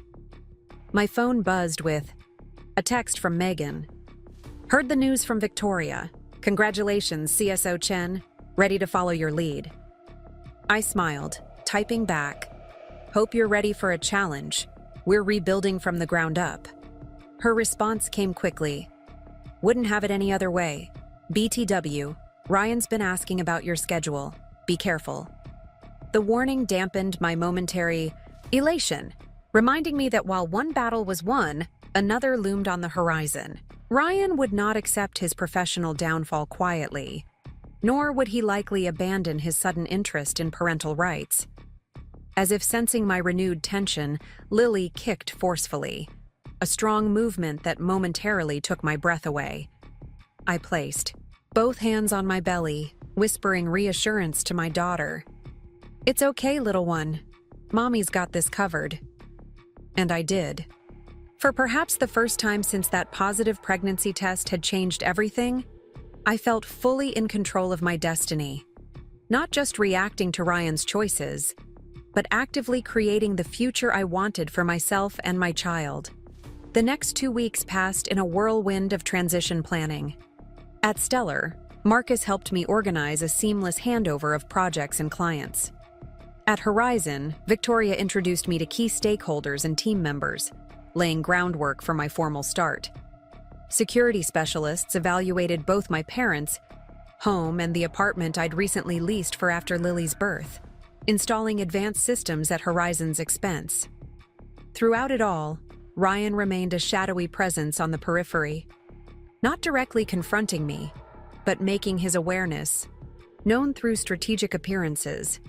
He was spotted near Stellar's offices, supposedly meeting with former business associates. He dined at restaurants adjacent to places where I had scheduled lunches. The message was clear. He was watching, waiting, planning his next move. My attorney assured me his behavior, while unsettling, remained within legal boundaries. Document everything, she advised during our weekly update calls. But don't engage. Any response from you only feeds whatever game he's playing. On my final day at Stellar, Marcus hosted a small farewell gathering, complete with non-alcoholic champagne and heartfelt gifts for both me and the baby. As the celebration wound down, he pulled me aside for a private word.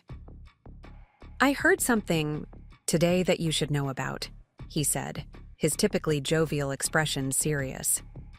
"Ryan's been meeting with investors, trying to raise capital for a new venture, something in direct competition with both Stellar and Horizon." The news wasn't entirely surprising. Ryan would need to rebuild professionally to have any hope of financial recovery, but the timing raised red flags. "What kind of venture?" I asked, accepting the sparkling water Marcus offered in lieu of champagne. "Details are vague, but it appears to be a marketing platform leveraging artificial intelligence.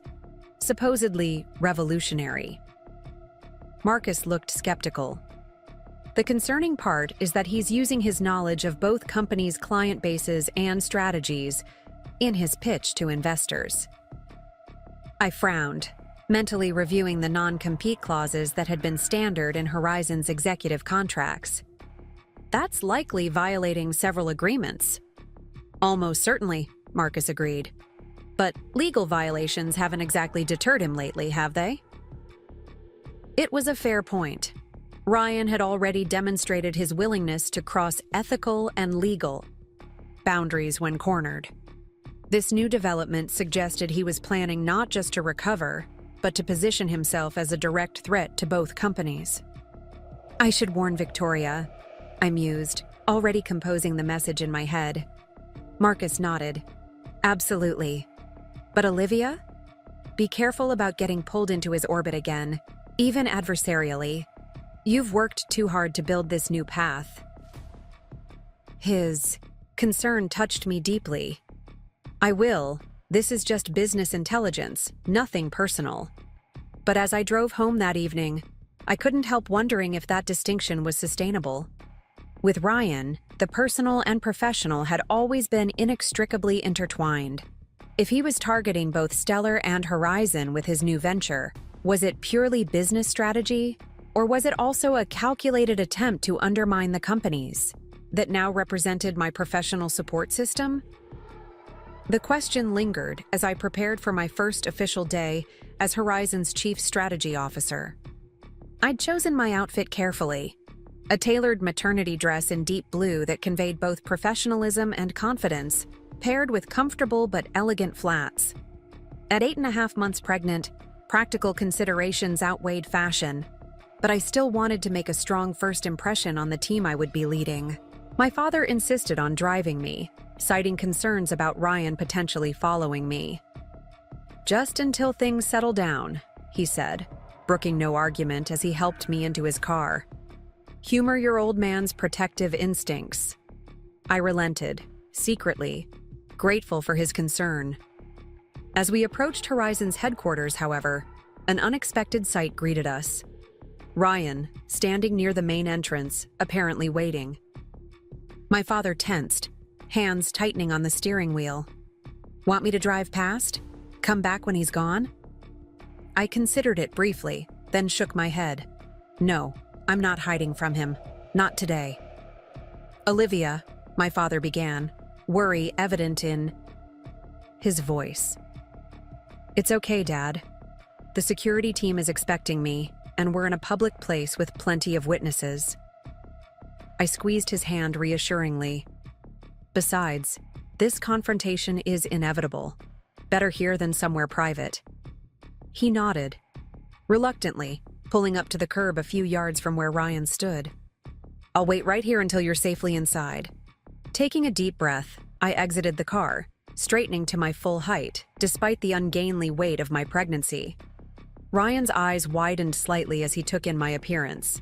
Perhaps my advanced pregnancy was more real to him seeing it in person, or perhaps he was surprised by the confidence I projected despite his attempted intimidation. "Olivia," he greeted me, his tone carefully neutral. "You're looking, well, Ryan," I acknowledged with a brief nod, continuing toward the entrance without breaking stride. "If you'll excuse me, I have a meeting to attend." He fell into step beside me, close enough to speak privately but not so close as to appear threatening to observers. I thought we should talk before your first day. Clear the air.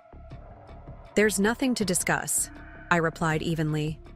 Our divorce is finalized, and any matters regarding Lily will be handled through our respective attorneys. Ryan's jaw tightened at the mention of our daughter. That's her name? Lily?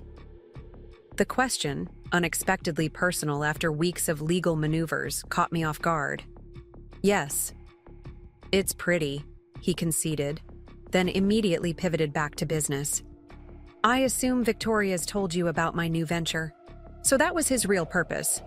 Not parental interest, but corporate intelligence. Your attempts to compete with both Horizon and Stellar? Yes, it's come up. We reached the entrance, where a security guard had already noticed our interaction, and moved to intercept. Ryan paused, aware he couldn't follow me inside without proper clearance. This isn't personal, Olivia, he said, lowering his voice. It's just business. I have to rebuild somehow. I turned to face him fully, one hand resting protectively on my belly. If that were true, you wouldn't be pursuing paternity rights for a child you explicitly rejected. You wouldn't be following me, watching me, trying to unsettle me. So please, Ryan, don't insult my intelligence by claiming this isn't personal. For a moment, his carefully constructed facade cracked, revealing the anger and frustration beneath. You did this to me. You and Victoria. You destroyed everything I built. No, Ryan, I replied calmly. You did this to yourself. Every step of the way, from rejecting our child to compromising user privacy to attempting corporate espionage, those were your choices, not mine. The security guard approached, positioning himself subtly between us. Ms. Chen, may I escort you inside?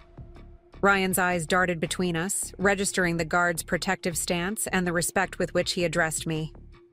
Understanding dawned in his expression. Not just that I was entering the building as an executive, but that I had allies and resources he hadn't anticipated. This discussion isn't over, he said, but his tone lacked conviction. Yes, it is, I corrected him gently. Goodbye, Ryan. As the security guard led me into the building, I resisted the urge to look back. Whatever game Ryan was playing, whatever revenge he was plotting, it belonged to the past. My focus needed to be forward, on Horizon's rebuilding, on Lily's imminent arrival, on the future I was crafting for us both. Victoria greeted me in the lobby, her sharp eyes taking in my composed expression. I see you encountered our former CEO. Are you all right? Perfectly fine, I assured her, surprising myself with the truth of that statement. He was testing boundaries. I clarified them. She nodded approvingly. Good. Now, shall we introduce Horizon's new Chief Strategy Officer to her team? As we stepped into the elevator that would carry us to the executive floor, the same floor, where Ryan had once ruled unchallenged, I felt Lily kick vigorously as if celebrating this moment of triumph with me. Ready for this? Victoria asked, her finger poised over the button. I straightened my shoulders, feeling the weight of responsibility and opportunity in equal measure. Absolutely. The elevator doors closed on my old life and opened onto the EI. New one, a life where I wasn't Ryan's discarded wife, but a leader in my own right. A life where Lily wouldn't be a career liability, but my greatest motivation to succeed ethically and authentically. A life where, against all odds and expectations, I had become exactly what Ryan feared most: his successor, his better, and ultimately, his boss. The executive floor of Horizon Technologies buzzed with anticipation as I made my way to the boardroom. At 38 weeks pregnant, my movements had slowed considerably, but my determination hadn't wavered. Today's strategy presentation would cement the new direction for a company still reeling from scandal and leadership upheaval. The board members are already seated, Megan informed me, falling into step beside me with a tablet clutched to her chest. Victoria just texted that she's running 5 minutes behind. I nodded. making a minor adjustment to my carefully selected outfit, a tailored maternity dress in deep navy that conveyed authority while accommodating my very pregnant frame. How's the market reacting to this morning's announcement about the privacy protection rollout? Better than expected, Megan replied, her expression brightening. Stock's up 3 points already. The tech blogs are calling it a decisive move to restore user trust. Your transparency approach is working. Pride flickered through me, not just professional satisfaction, but deeper vindication.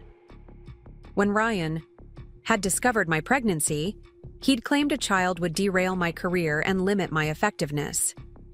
Now here I was, heading a major presentation to Horizon's board while nearly full term, successfully implementing strategies that were salvaging the company he'd nearly destroyed. As we approached the boardroom doors, a sharp contraction seized me, more intense than the Braxton Hicks I'd been experiencing for weeks. I paused, one hand braced against the wall, breathing through the discomfort.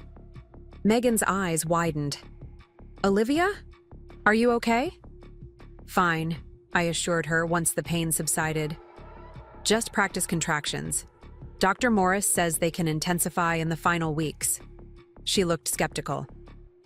"Maybe we should reschedule. The board would understand." "Absolutely not," I replied firmly. "This presentation has been planned for weeks. Besides, first babies are almost always late. I have plenty of time."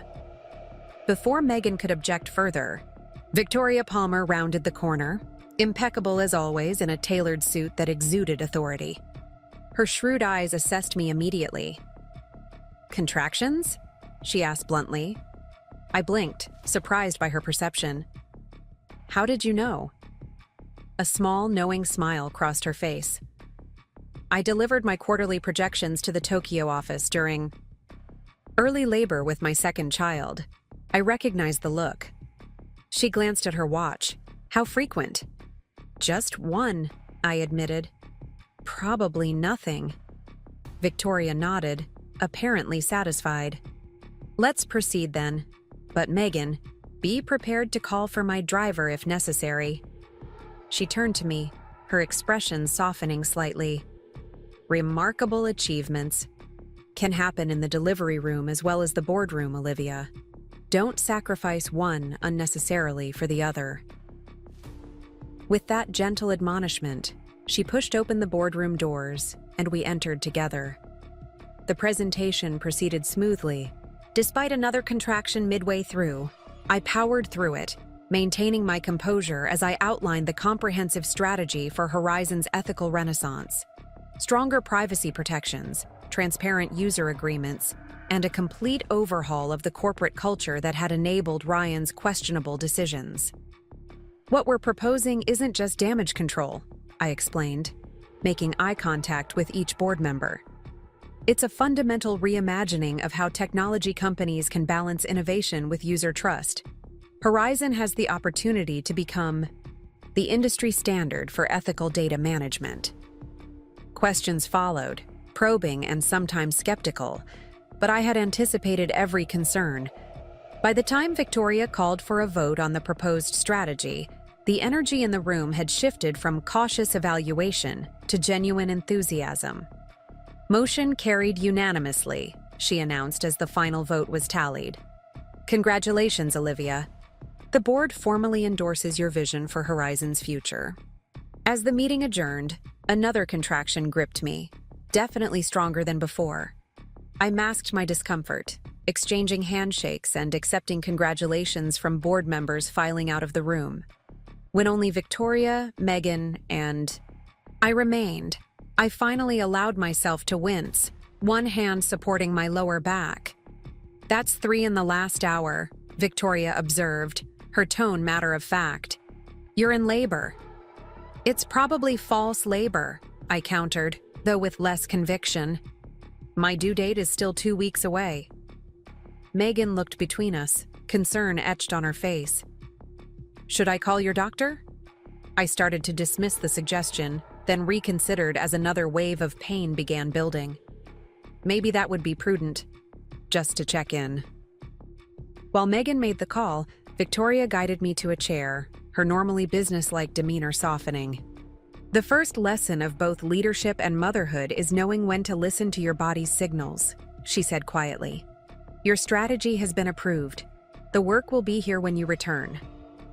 Dr. Morris's nurse instructed me to come to the hospital for evaluation, especially given that I was still 2 weeks from my due date. Victoria immediately arranged for her driver to take me, brushing aside my protests about completing the day's meetings. Megan can handle the follow-up, she said firmly. This is why we built a strong team structure, so no single person becomes indispensable, not even the chief strategy officer. As I gathered my things, my phone buzzed with a text message from an unfamiliar number. The content, however, was immediately recognizable as Ryan's doing. Congratulations on your board victory. Neptune Technologies would still like to discuss licensing opportunities for the privacy algorithms. Legal channels moving slowly. Perhaps we could expedite with a direct conversation? Neutral location of your choosing. Anger flared bright and hot. Even now, with everything that had transpired, Ryan was still attempting to manipulate the situation to his advantage, using my professional achievement as an opening to push his agenda. Problem? Victoria inquired, noting my expression. I handed her my phone wordlessly. Her eyes narrowed as she read the message, her mouth pressing into a thin line. Persistent, isn't he? She remarked, returning the phone. How would you like to handle this? I considered the question carefully, conscious that my response would set the tone for future interactions. Officially, through legal channels. Only. The algorithms belong to Horizon, not to me personally. Any licensing discussions would require board approval and proper valuation. Victoria nodded approvingly. And unofficially? Block the number, I said simply. I have more important matters to focus on today. As if in agreement, another contraction began. Definitely stronger than the previous ones. Victoria noticed. Immediately and signaled to Megan, who was just returning from arranging the car. Hospital, Victoria directed. Now. The next few hours passed in a blur of monitoring equipment, medical assessments, and increasing discomfort. Dr. Morris confirmed what Victoria had intuited. I was indeed in early labor, though not progressing rapidly. First babies typically take their time, she explained, reviewing the contraction monitor. Given that you're still 2 weeks early, we'll want to monitor you closely, but there's no cause for concern at this point. Everything looks healthy. My parents arrived shortly after, having been notified by Megan. My mother's face was a mixture of excitement and worry as she rushed to my bedside. Olivia, sweetheart, we came as soon as we heard. She took my hand, squeezing it tightly. How are you feeling? Like I'm having a baby in the middle of a workday, I replied wryly, managing a smile despite another contraction building. So, unscheduled but coping. My father chuckled, setting down the hospital bag they'd brought from home. Some things refuse to conform to appointment calendars, even executives in training. As evening approached, my labor intensified. The contractions grew stronger and closer together, each one requiring deeper focus and breathing techniques.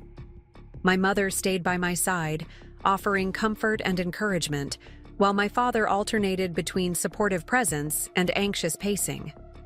During a brief lull between contractions, a nurse appeared with an unexpected message. Ms. Chen, there's a Ryan Walsh in the waiting area. He's asking about your condition. She looked uncomfortable, clearly sensing the tension that immediately filled the room. Hospital policy prevents us from sharing information without your consent, of course. Shock rippled through me. How had Ryan even known I was here? And what possible reason could he have for appearing now, after months of legal maneuvers and emotional distance? My father's expression darkened. Tell him to leave immediately, or I'll have security remove him. Wait, I said, placing a restraining hand on my father's arm. How did he seem? Agitated? Aggressive? The nurse considered this. Actually, he seemed concerned, maybe even worried. Said he heard you were in labor and wanted to make sure everything was all right. The information made little sense given our recent interactions. Ryan had made it abundantly clear that he viewed our child as an inconvenience at best, a bargaining chip at worst. This apparent concern seemed completely out of character. Did he say how he found out I was here?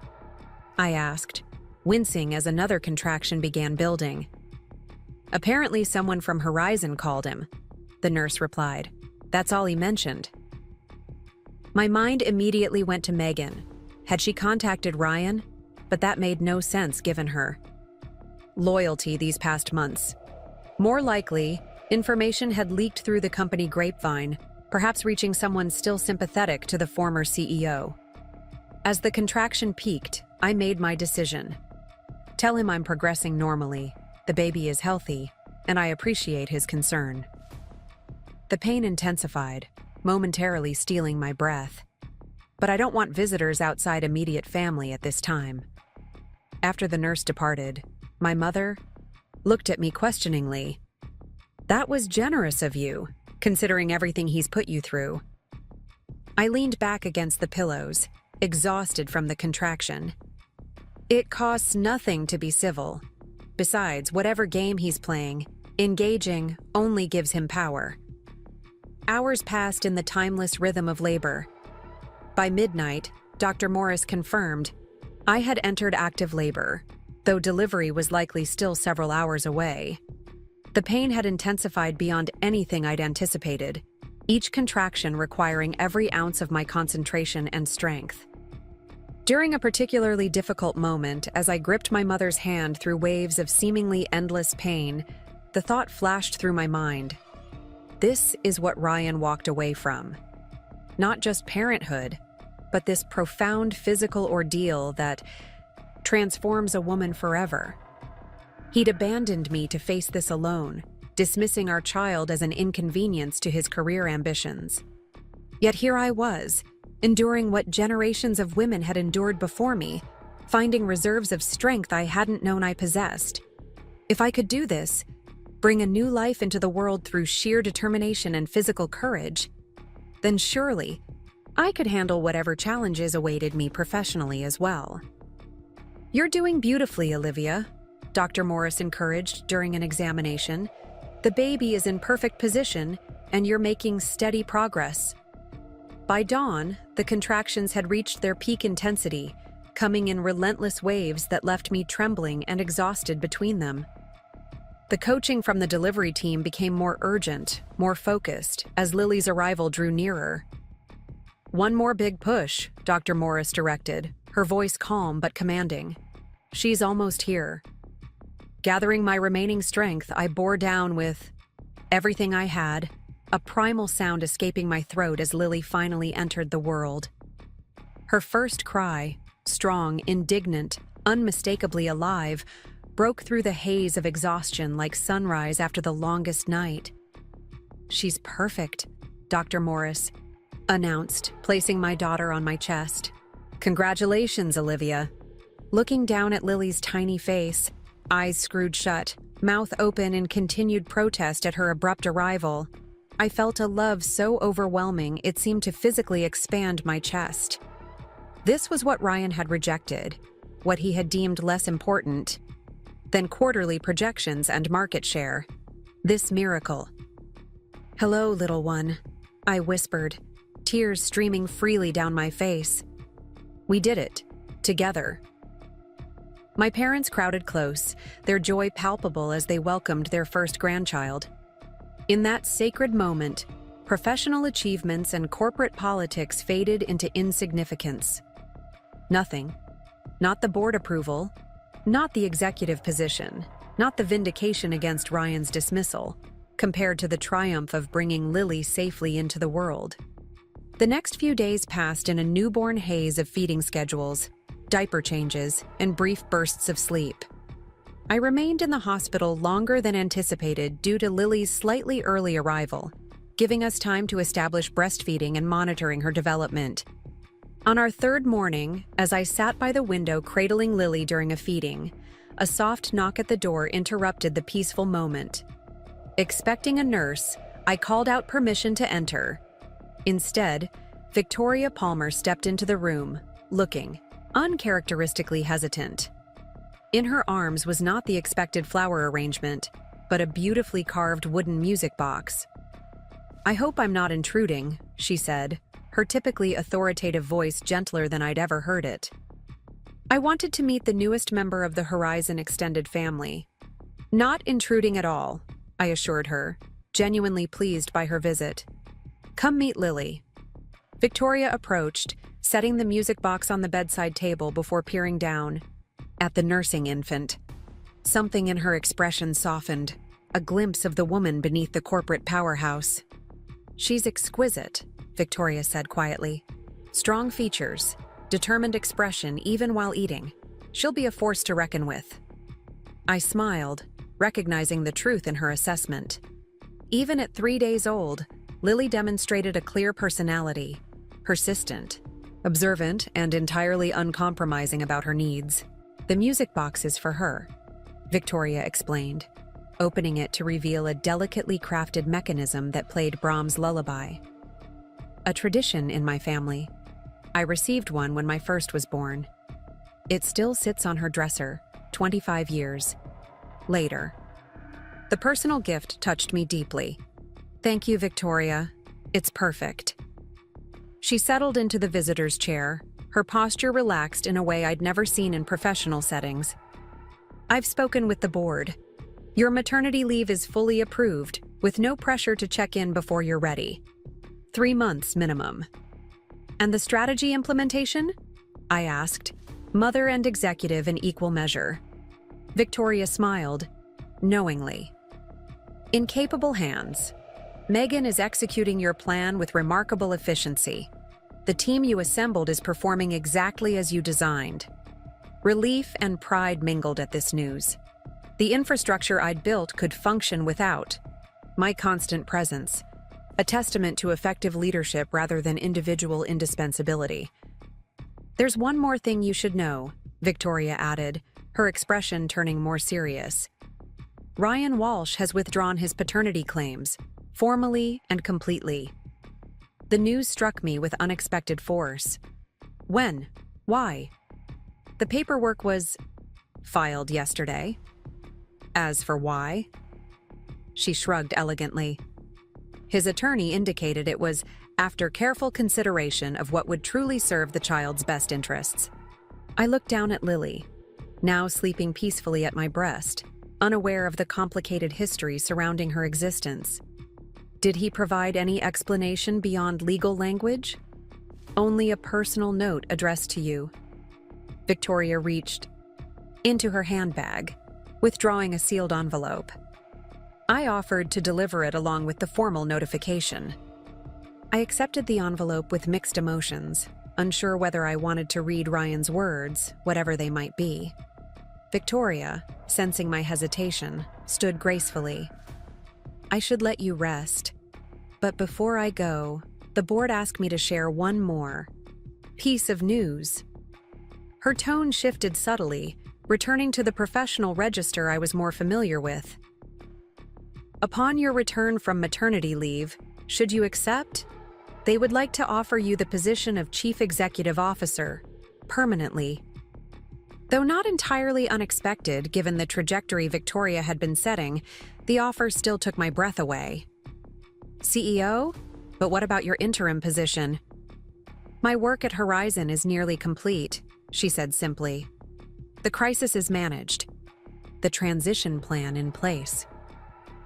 What Horizon needs now is consistent, ethical leadership for the rebuilding phase, something you've demonstrated an extraordinary capacity for." I glanced down at Lily, then back at Victoria. "And they understand. I'm coming back with a newborn, the demands on my time, the balance I'll need to maintain. They understand that the old model of CEOs sacrificing everything for the company is outdated and ultimately counterproductive," Victoria confirmed. Your family commitments aren't seen as a liability, Olivia. They're recognized as a strength, a grounding influence that informs your ethical compass and long-term thinking. The contrast with Ryan's perspective couldn't have been more stark. Where he had seen motherhood as a career death sentence, Horizon's board saw it as an asset to my leadership. "I'm honored," I said finally, "and tentatively accepting, pending discussion of specific terms once I've had more than 3 consecutive hours of sleep." Victoria laughed, the sound warm and genuine. "A perfectly reasonable condition. We'll talk details when you're ready." She moved toward the door, then paused. "You've done something remarkable here, Olivia. Not just professionally, but personally. You refuse to accept the false choice between motherhood and career advancement. In doing so, you've created a new model for what leadership can look like." After she left, I sat for several minutes simply watching Lily sleep, her tiny chest rising and falling with each breath. The envelope from Ryan remained unopened in my lap, its contents both intriguing and potentially unsettling.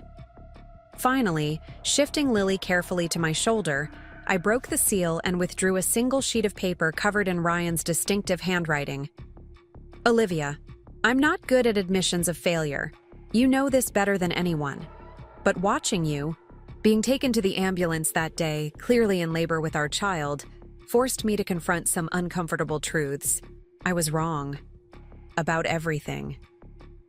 When you told me about the pregnancy, I saw only how it would complicate my life, my ambitions.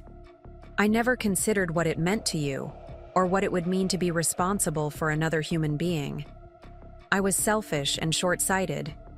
Seeing you that day, in pain yet completely focused on protecting our daughter, made me realize I don't have what it takes to be a father. Not yet, maybe not ever. A parent puts their child before themselves, and I've never put anyone ahead of my own interests.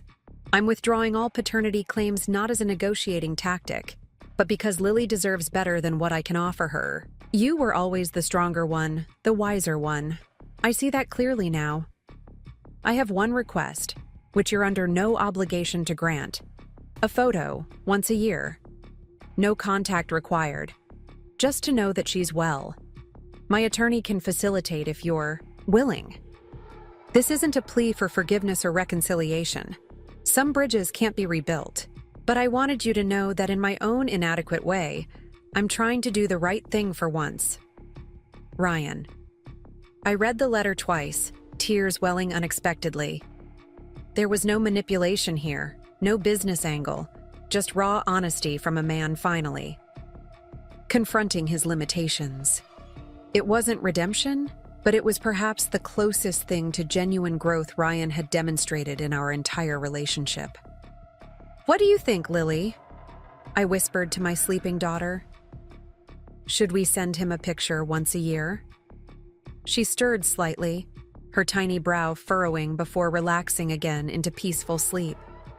Not an answer, but a reminder that decisions regarding her future were now my responsibility. A responsibility I took more seriously than any corporate title or professional achievement. I decided to set the question aside for now. There would be time enough to determine what role, if any, Ryan should have in Lily's life. For the present, my focus needed to be on recovering from birth, bonding with my daughter, and preparing for the new chapter that awaited us both. My parents arrived shortly after Victoria's departure, bringing home-cooked food and fresh clothes for my eventual discharge. My mother took Lily from my arms, cooing softly to her granddaughter while my father set up the portable bassinet the hospital provided for family visits. "Any news from the office?" my father asked, knowing that despite my physical absence, my mind still frequently turned to Horizon's ongoing transformation. "Actually, yes," I said, watching his expression carefully. "The board has offered me the CEO position when I return from maternity leave." His eyes widened, genuine pride lighting his features. "Olivia, that's wonderful. Chief Executive Officer, at your age, with their history. It's extraordinary." "And with a newborn," my mother added. looking up from Lily with a mixture of pride and concern. "That's going to be challenging, sweetheart." "I know," I acknowledged, having already begun mentally mapping the logistics. "But Horizon is committed to making it work. Flexible hours, a nursery space near my office, support staff specifically to help balance the demands." My father looked thoughtful. "When you left Ryan and told us you were pregnant, I worried about your future. Not because I doubted your abilities, but because I know how this world can be for women trying to balance family and career." His eyes met mine, warm with admiration. "I should have known you'd find a way to rewrite the rules instead of simply playing by them." His faith in me, unwavering even when the path ahead had seemed impossibly difficult, brought fresh tears to my eyes. "I had good examples," I said softly. "You and Mom never made me feel I had to choose between ambition and family values." My mother smiled, gently rocking Lily. "That's because they're not opposing forces, despite what some would have you believe. The same compassion that makes you a good daughter and will make you an incredible mother also makes you the kind of leader people willingly follow." 3 days later, we were cleared to leave the hospital. As the nurse wheeled me toward the exit, Lily secured in her car seat on my lap, I felt a strange mixture of emotions. Excitement to begin our life together at home, nervousness about managing without the hospital's support, and a surprising flicker of anticipation about eventually returning to Horizon in my new capacity. My father pulled the car around, helping the nurse transfer us carefully into the back seat. As we drove away from the hospital, I gazed down at Lily's sleeping face, marveling at how completely one tiny person had rearranged my priorities and perspectives. The next few weeks passed in a blur of adjustment to new parenthood. Sleepless nights blended into days structured entirely around Lily's needs. My parents provided invaluable support, but I insisted on handling the night feedings myself, using those quiet, intimate moments to bond with my daughter and reflect on the journey that had brought us here. During one such middle-of-the-night session, as Lily nursed and I gazed out at the moonlit garden, my phone buzzed with an email notification. Normally, I wouldn't check work communications at 3 a.m., but the sender, Megan, and subject line, "Urgent Neptune Technologies," caught my attention. The message was brief but significant. "Neptune's investors have pulled out following failed security audit. Ryan's attempting to salvage with emergency funding round, but industry sources say bankruptcy filing imminent. Thought you should know before it hits the news tomorrow." I read the email twice, trying to identify my own reaction. There was no satisfaction in Ryan's business failure, no vindictive pleasure in watching his latest venture collapse.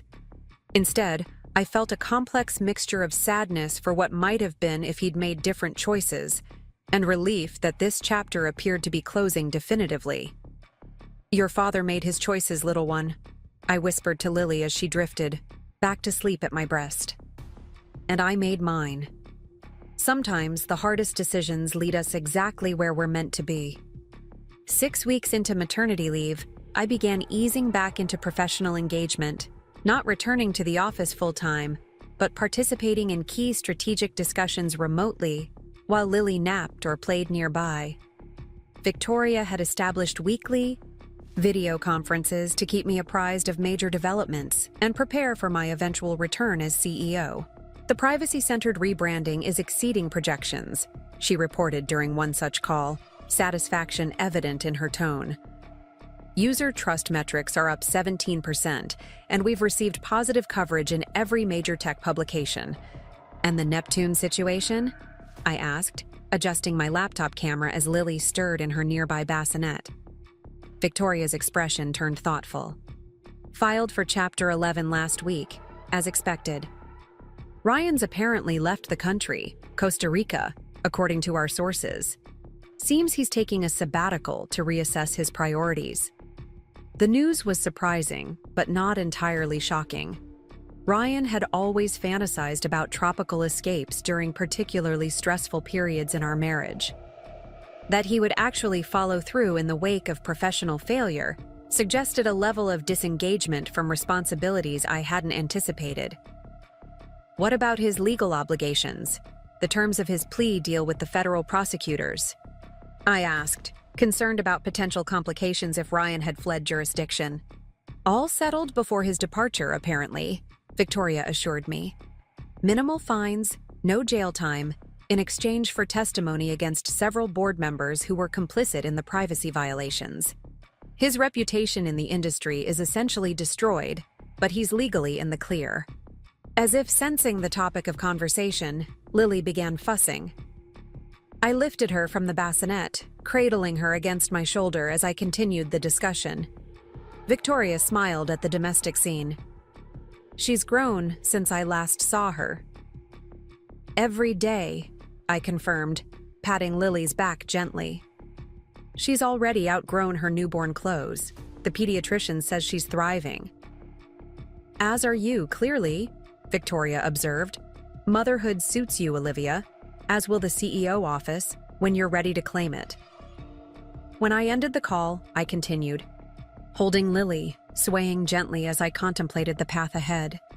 In just 2 months, I would transition formally into Horizon's leadership, becoming not just Ryan's professional successor, but the architect of a fundamentally different corporate culture, one built on transparency, ethical technology practices, and recognition that employees' lives outside work enhanced rather than detracted from their professional contributions.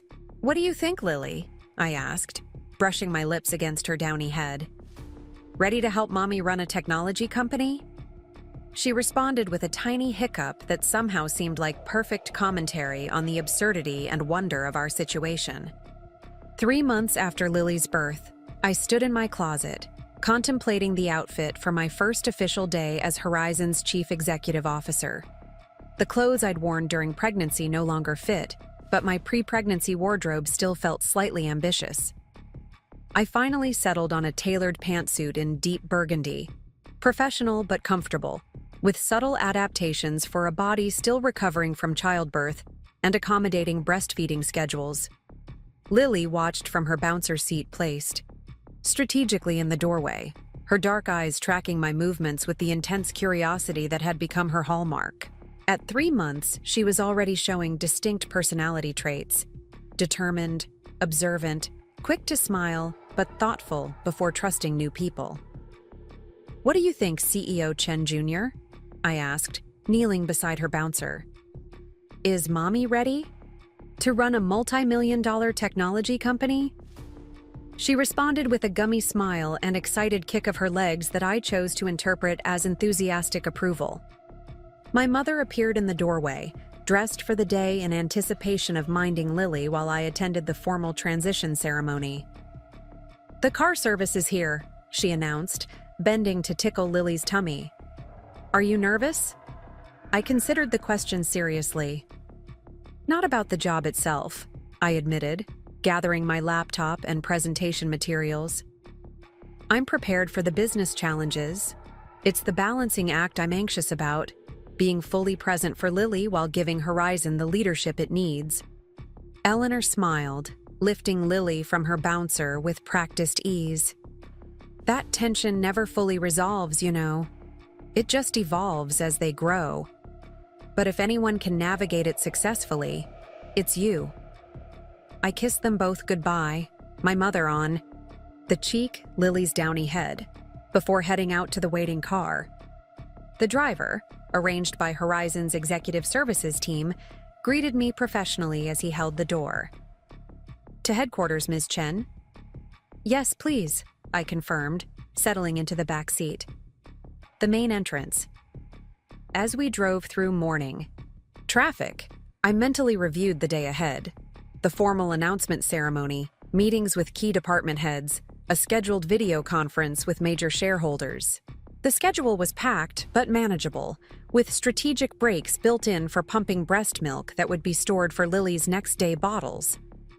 When we pulled up to Horizon's headquarters, I was surprised to see Victoria waiting on the steps, elegant as always in a tailored suit that exuded quiet authority. I thought we were meeting in the boardroom, I said as I approached, extending my hand in greeting. She clasped it warmly, then unexpectedly pulled me into a brief embrace. We are, but I wanted to mark this moment privately before the official proceedings. Stepping back, she evaluated me with approving eyes. You look ready. I am, I confirmed, surprising myself with the certainty I felt. 3 months ago, standing in this same spot confronting Ryan, I had projected confidence I wasn't entirely sure I possessed. Today, that confidence came from within, earned through challenges overcome and priorities clarified. Victoria smiled, a genuine expression rarely seen in professional settings. Then let's go make history. Horizon's first female CEO, and certainly its first nursing mother in the executive suite. As we walked through the lobby together, Victoria, Palmer, the crisis manager who had steered Horizon through its darkest days, and myself, the unexpected successor preparing to guide its future. Employees stopped to watch, some offering quiet congratulations or respectful nods. In the elevator rising to the executive floor, Victoria turned to me with unexpected candor. When I first met you, after Ryan's downfall, I saw potential in you, raw talent mixed with ethical conviction. But even I didn't anticipate how quickly you would transform both yourself and Horizon's direction. The praise from someone I respected so deeply meant more than any official title or compensation package. I had an excellent mentor, I replied sincerely. You had innate wisdom, Victoria corrected gently. The wisdom to recognize that true success isn't measured by titles or stock options, but by the integrity with which you navigate both professional and personal challenges. As the elevator doors opened onto the executive floor, the same floor where Ryan had once ruled unchallenged, I caught sight of the newly installed nursery space adjacent to the CEO's office. Through the glass partition, I could see the comfortable, rocking chair, changing table, and state-of-the-art monitoring system that would allow me to check on Lily during her visits. This wasn't just accommodation of my needs as a new mother. It was physical representation of Horizon's commitment to a new kind of corporate culture, one that recognized employees as whole people with lives and responsibilities beyond their professional roles. Victoria followed my gaze, nodding with approval. Your first executive decision even before formally taking the role. It sends exactly the right message. We continued toward the boardroom where the transition ceremony would take place.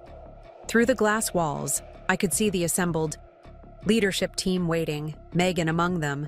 Now officially Director of Strategic Initiatives, a position created specifically to implement the ethical reforms I had designed. Before we entered, I paused briefly, taking a moment to appreciate the journey that had brought me here. From that bathroom with the pregnancy test to the executive suite had been neither straight nor easy. There had been heartbreak and betrayal, unexpected allies and surprising strength. But throughout it all, Lily had been my North Star, guiding me toward decisions that honored not just my ambitions, but my values. The tiny life that Ryan had rejected as a career impediment had instead become my greatest motivation to succeed ethically and authentically. Ready? Victoria asked, her hand on the boardroom door. I straightened my shoulders, feeling the weight of responsibility and opportunity in equal measure. Absolutely. As we stepped into the room to applause from the waiting team, I felt a profound sense of rightness, not smug satisfaction at having proven Ryan wrong, but deep conviction that I was exactly where I was meant to be, doing exactly what I was meant to do. The journey from Ryan's discarded wife to Horizon's chief executive had transformed me in ways I was still discovering.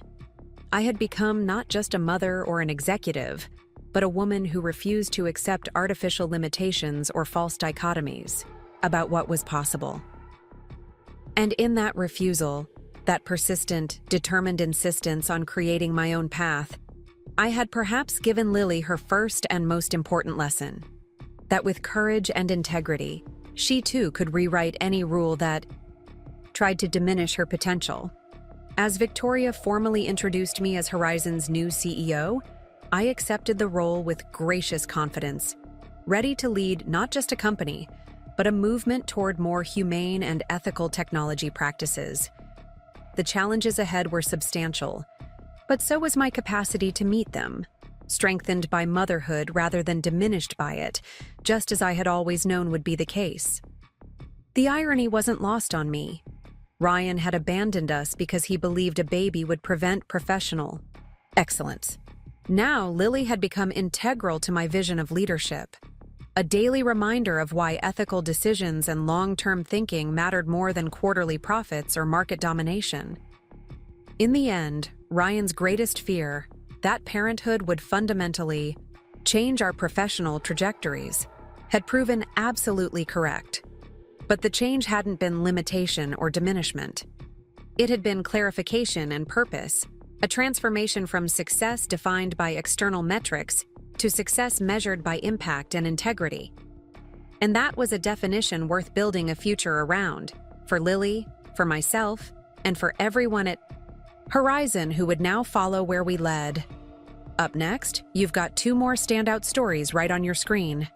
If this one hit the mark, you won't want to pass these up. Just click and check them out.